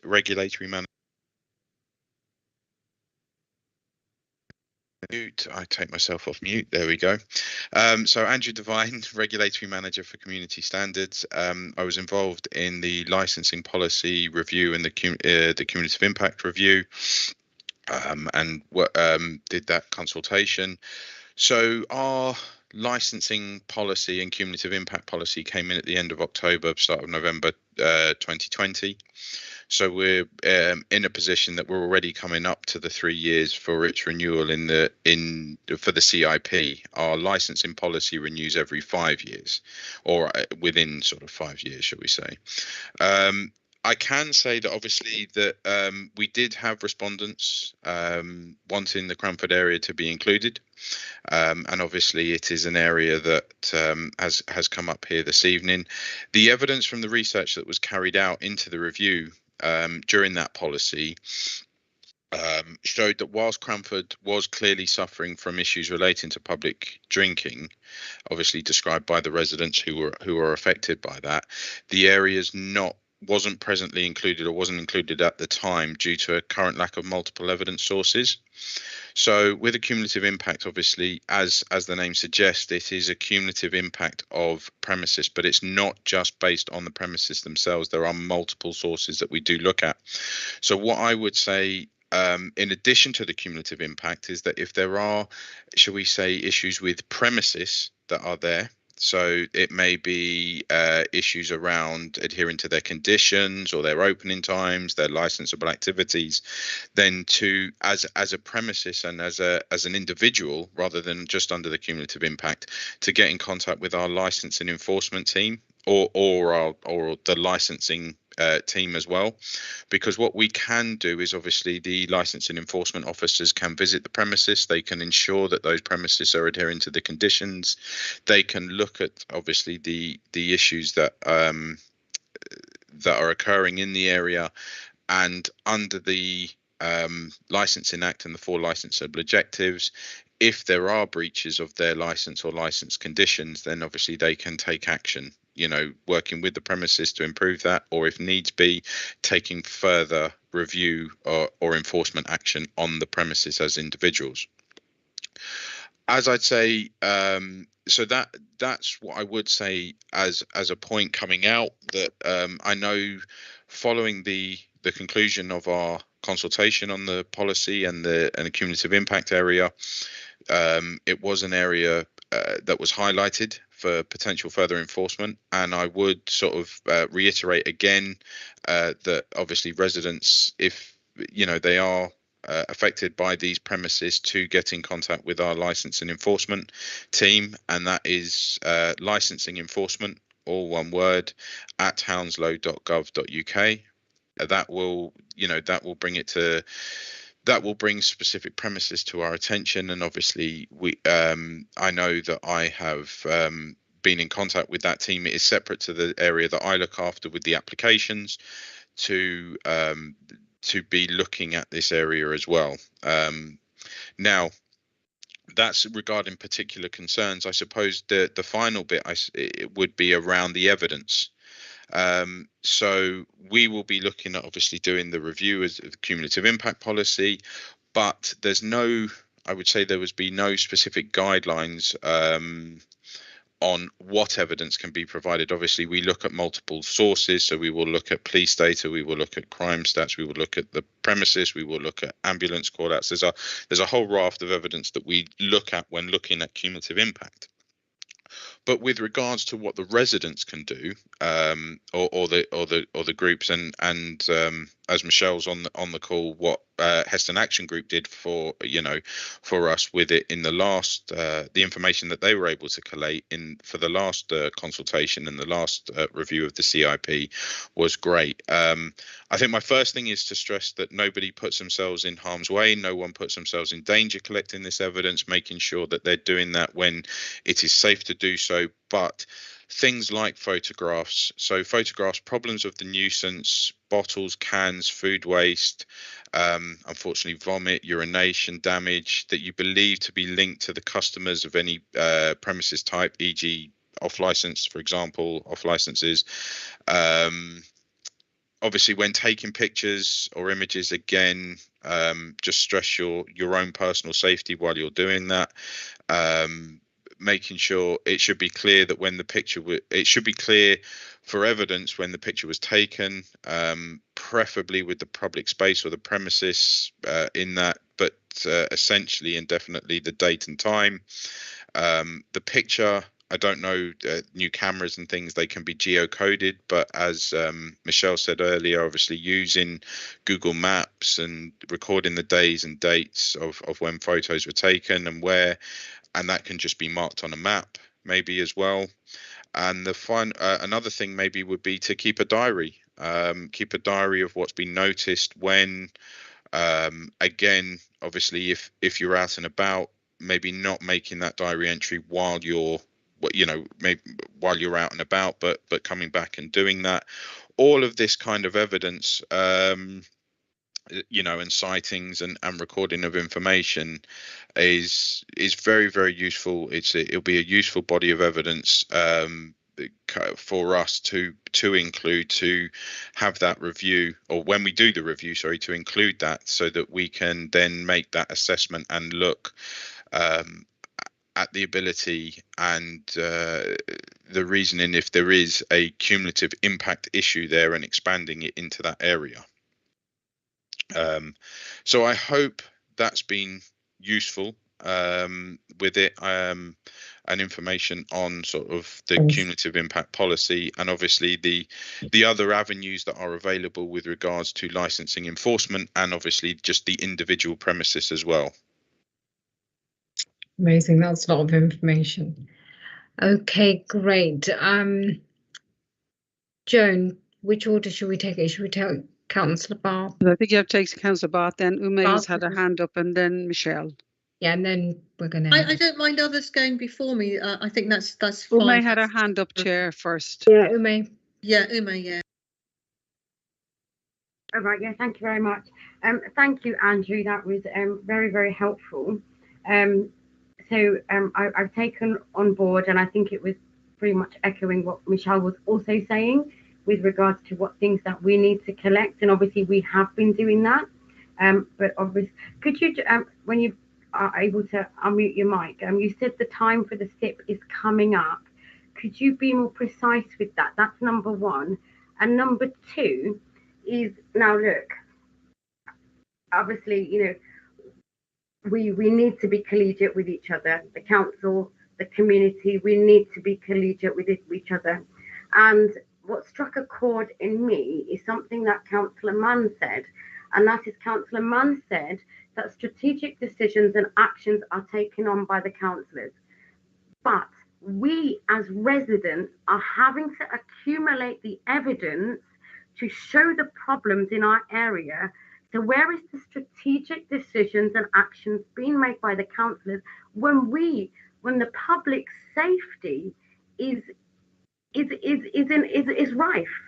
So as I say, as much as, you know, we need to be collegiate with each other, I'm not understanding that it's the residents that have to end up doing this all. And therefore, I'm not quite sure where those strategic decisions go, if you get what I mean. That's just two questions.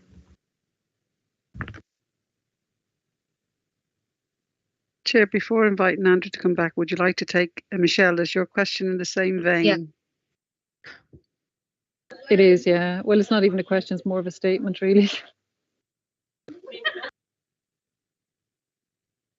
Am I allowed to speak now? Sorry. Yes, please, Michelle. I would definitely back Ume on everything that she said, and I find it interesting that Councillor Mann talked about strategic thinking on behalf of the local councillors, because one of the things HAG started doing early on is educating itself about local policy. I agree with Ume, if we talk about strategic thinking and strategic decision making, and bearing in mind what policies are existing and in place that will empower our community and give them a voice. A cumulative impact policy is most definitely one, and I found out about that by accident when I met the lovely Lori-Ann Kelly, who's now on board again, having been off for a number of months on maternity leave. So Lori-Ann, welcome back to you. It's great to have you back. It was at that meeting I learned about the cumulative impact policy, and I knew then when I left that meeting that this was going to be something Heston was going to be part of. So I think it's very interesting when Councillor Mann speaks about strategic thinking. I think we'd like to see a lot more of that, and how it might impact on our streets. And Ume, Andrew, I'm sorry, I apologise. I didn't. Sorry, Michelle, there's a lot of disturbance coming from the back. Oh, okay, I'm sorry. Andrew, I'm sorry. I just want to thank you as well, because you were instrumental in recognising all of the evidence that we brought forward, including Vicky and Make Associates. And I think, Ume, just to go back to my point about collecting evidence, it is very factual, it's very granular. And so we had spreadsheets of information, we had maps showing it, and Make Associates took that information and visited every spot in Heston. And I'd like to note as well that when they added Heston to the cumulative impact policy, Make Associates and Alistair Turnham, who heads up Make Associates, mentioned that it was one of the worst he'd seen in London with regard to on-street drinking. So Ume, we feel your pain. We see the importance of putting Cranford into the cumulative, or including it in the cumulative impact area. And as I said, I'm happy to assist you further with regard to the quality of the evidence that you need to collect to ensure that Cranford's part of that moving forward. Chair, again, thanks a million for allowing me to speak.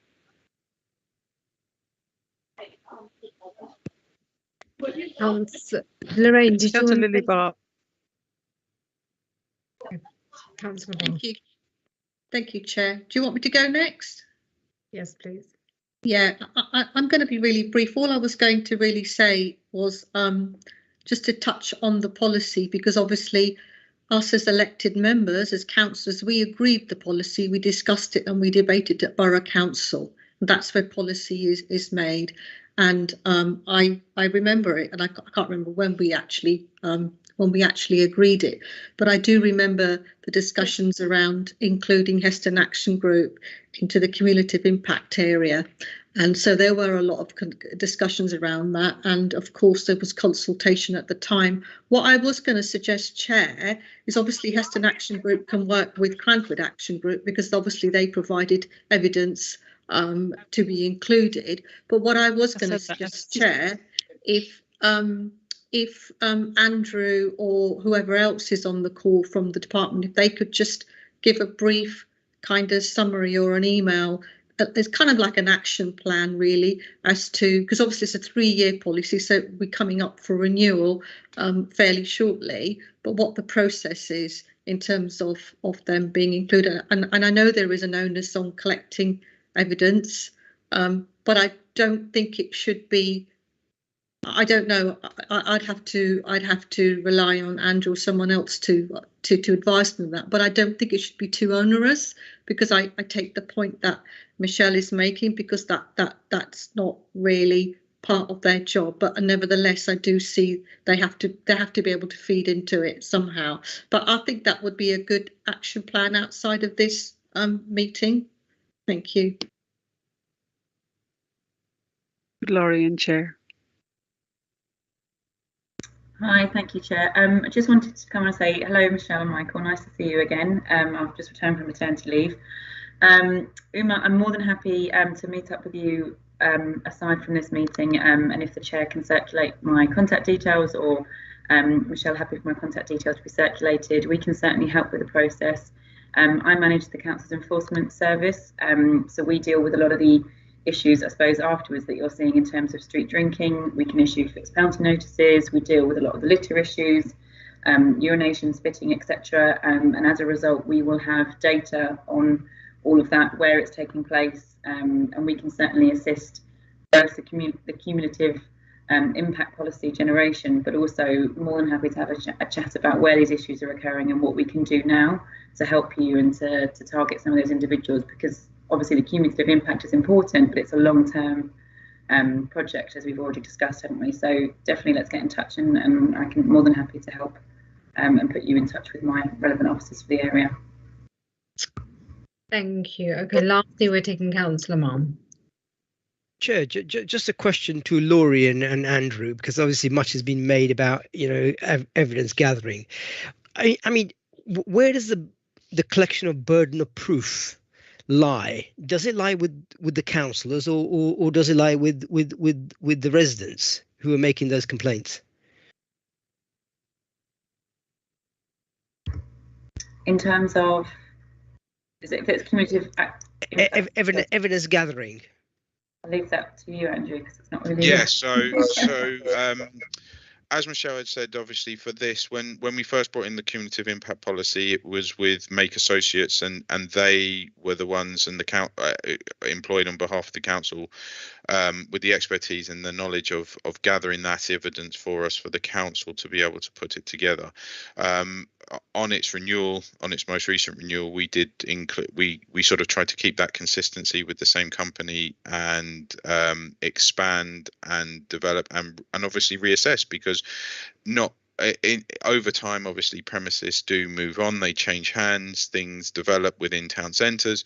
So we wanted to ensure, and this is the key thing here, your cumulative impact policy, it has to be defendable. It has to be around where there is cumulative impact from premises problems. If we cannot justify that, if we cannot do that, then our policy could be could fall into issues in that regard. So the evidence we gather as a local authority, but obviously any additional evidence that can come from local residents and residents groups would be fantastic for us to be able to feed into that. As Lorien said, her team and areas do gather evidence, and we do go internally as well and through our consultation to get evidence from internal teams, public health, the police, ambulance services, all those kind of all the information that builds up that multiple sources for us to be able to produce the cumulative impact policy in its current form. Yeah, thank you, Andrew.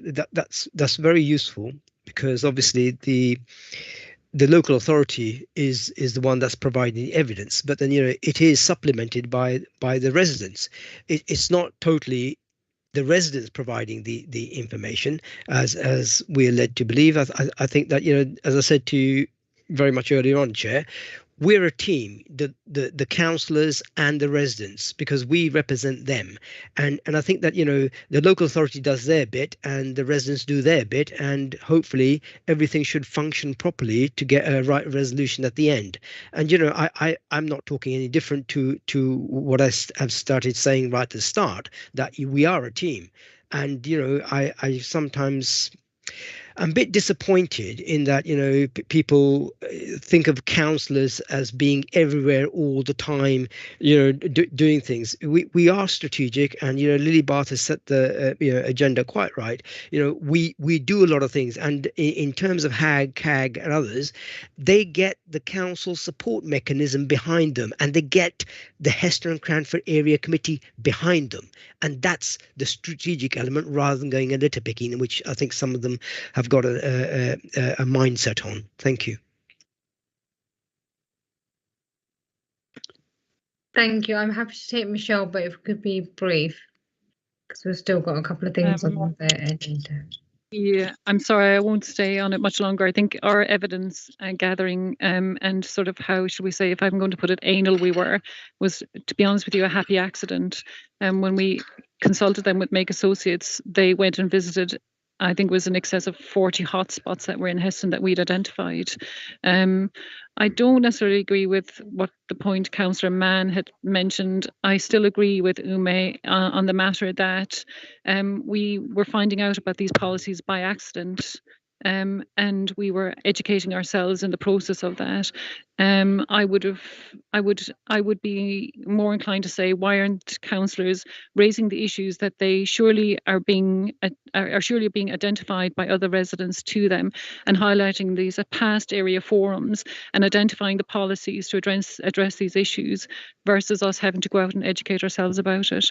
That's everything I have to say. Thank you.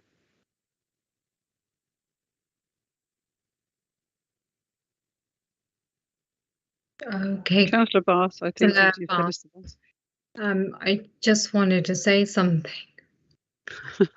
My battery is running low on my laptop. Sorry, if I get cut off, then somebody's going to have to take up. But we are coming to the end, so quickly, Councillor Bath. Yeah, I was just going to pick up on the last point made by our last speaker. Sorry, I didn't get the name. I haven't got all the names up here.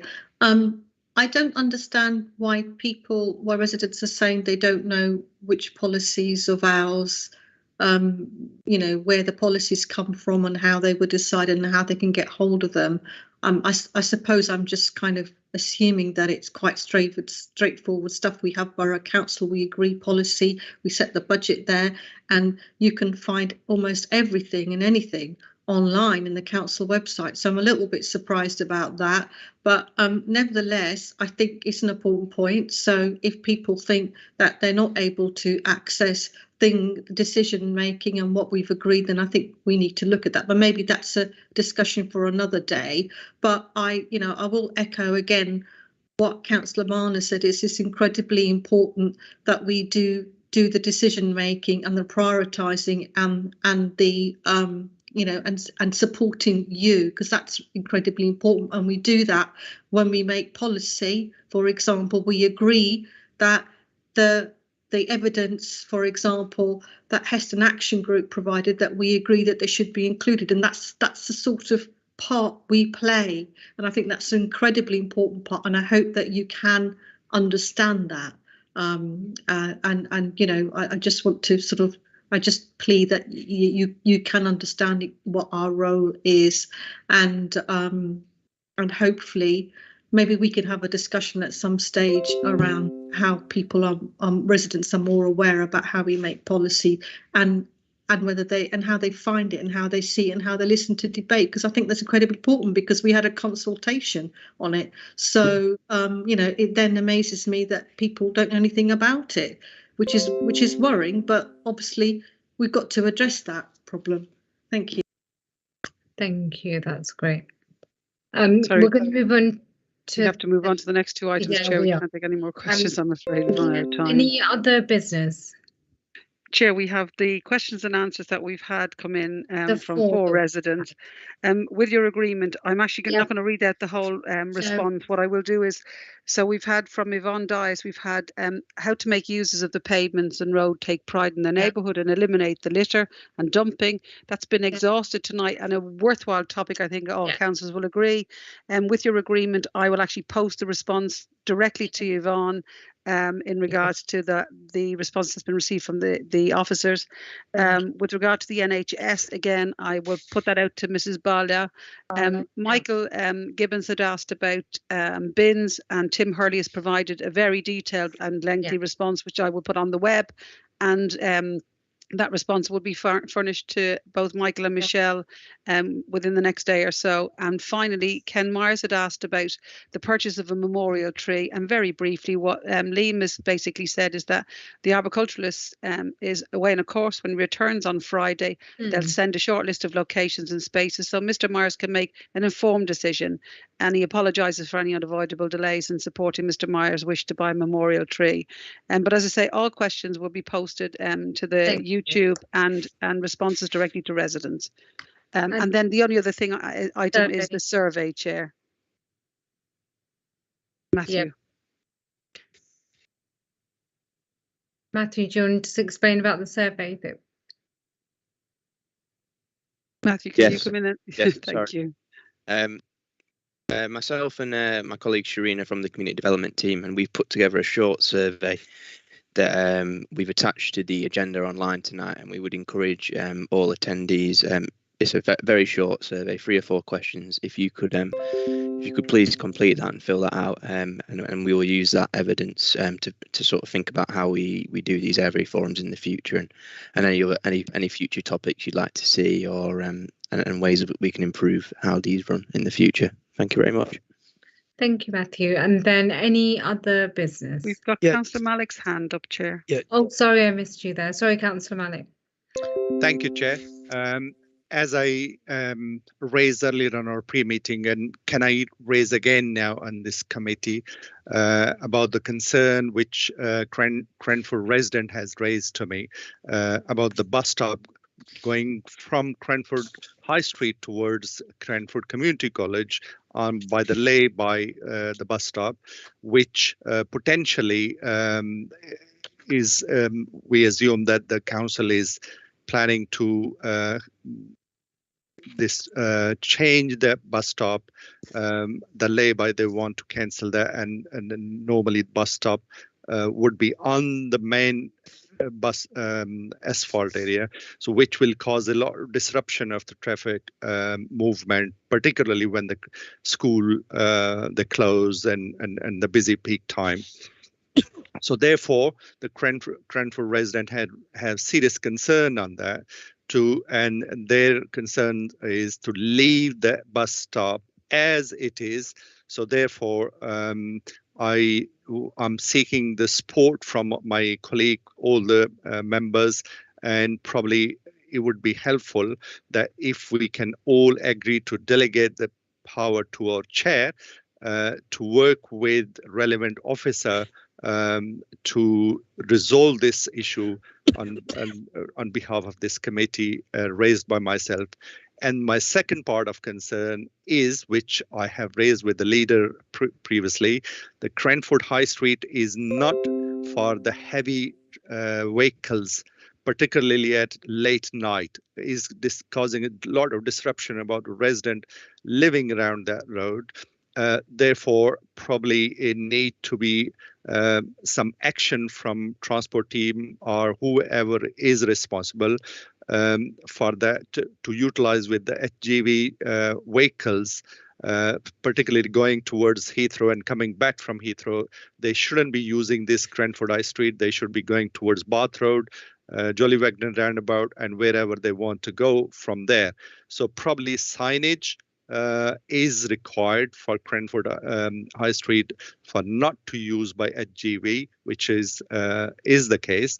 So I need this committee to support and probably delegate the chair to find a resolution and provide some action and signage for Cranford High Street as well. So these are the 2 points I raise on behalf of Cranford resident for resolution. So therefore, if any other member want to comment on that, and finally, as I suggested, if we can delegate to our chair to work with relevant officers to find a resolution and decide about it. Thank you. 5 minutes remaining, Chair. Councillor Mann has his hand up, Chair. I think the chair's frozen. I think she's frozen. Her battery's frozen. I think she might have lost her battery. Yeah. I think battery's gone. Councillor Mann. Okay. Well, very briefly, first of all, can I congratulate you, Joan, because without a protocol for speakers where one particular individual decided to slate the local authority, which I mean I don't really mind, but I don't think this is the right forum for it, because we could slate the government, right? Because we the reason why we're in this pickle is because we've not had enough money from central government, right, as a local government, where they've taken out 6 billion in the last 4 or 5 years. But anyway, what my point is I think we need a protocol for speakers, and we really need to sort that out in regards to how the residents engage with the committee. And that's the fact it happens to be Labour is irrelevant, but it's a committee of councillors representing them. So I think that there needs to be that sharpening up of the protocol, and I congratulate you that you actually stepped in very, very early on in salvaging that. Thank you. It's a pleasure. I think Councillor Atwell here commented I was the new Janet. But anyway, I think what we will do is, Jyoti, if you could minute that with the chair's agreement, and we'll take it up with Thomas Ribbetts in terms of formulation of a proper protocol across the area forums, all 5 of them, to be supportive, not restrictive. It's not about the denial of freedom of speech, but it's about mutual respect, I think, on all sides. I would echo that, Joan. Thank you. 3 minutes to go, Chair. Sorry, Chair. Can we, whatever I raised the 2 points, can we minute that in our minutes and probably leave for you to work on that? And if you can feedback to me at well, that will be helpful. Is that okay, Joan? That's been minuted, Chair, while you were absent. Thank you, Councillor Malik. The other business while I've got. Yes, we've dealt with this. We've dealt with the any other business. Councillor Manager's winding you up. Yes, we've dealt with everything on the agenda, Chair. Councillor Mann. Thank you, Joanna. I'd like to thank everybody this evening, and I'm sorry about my battery going. I do apologise. But thank you, everybody. Like I said before, Happy New Year to everybody. Hope it's going to be a good one this year. We don't have a date for our next area forum, but once we do, then it will be on the council website. And just to plug, don't forget to fill in the survey, because Matthew's really depending on it, and especially our visitors online. Thank you, Chair. Amazing. Thank you. Thank you, Good night, Chair. God bless. Everyone. Thank you, everyone. Bye. Thank you, Joan. Thank you.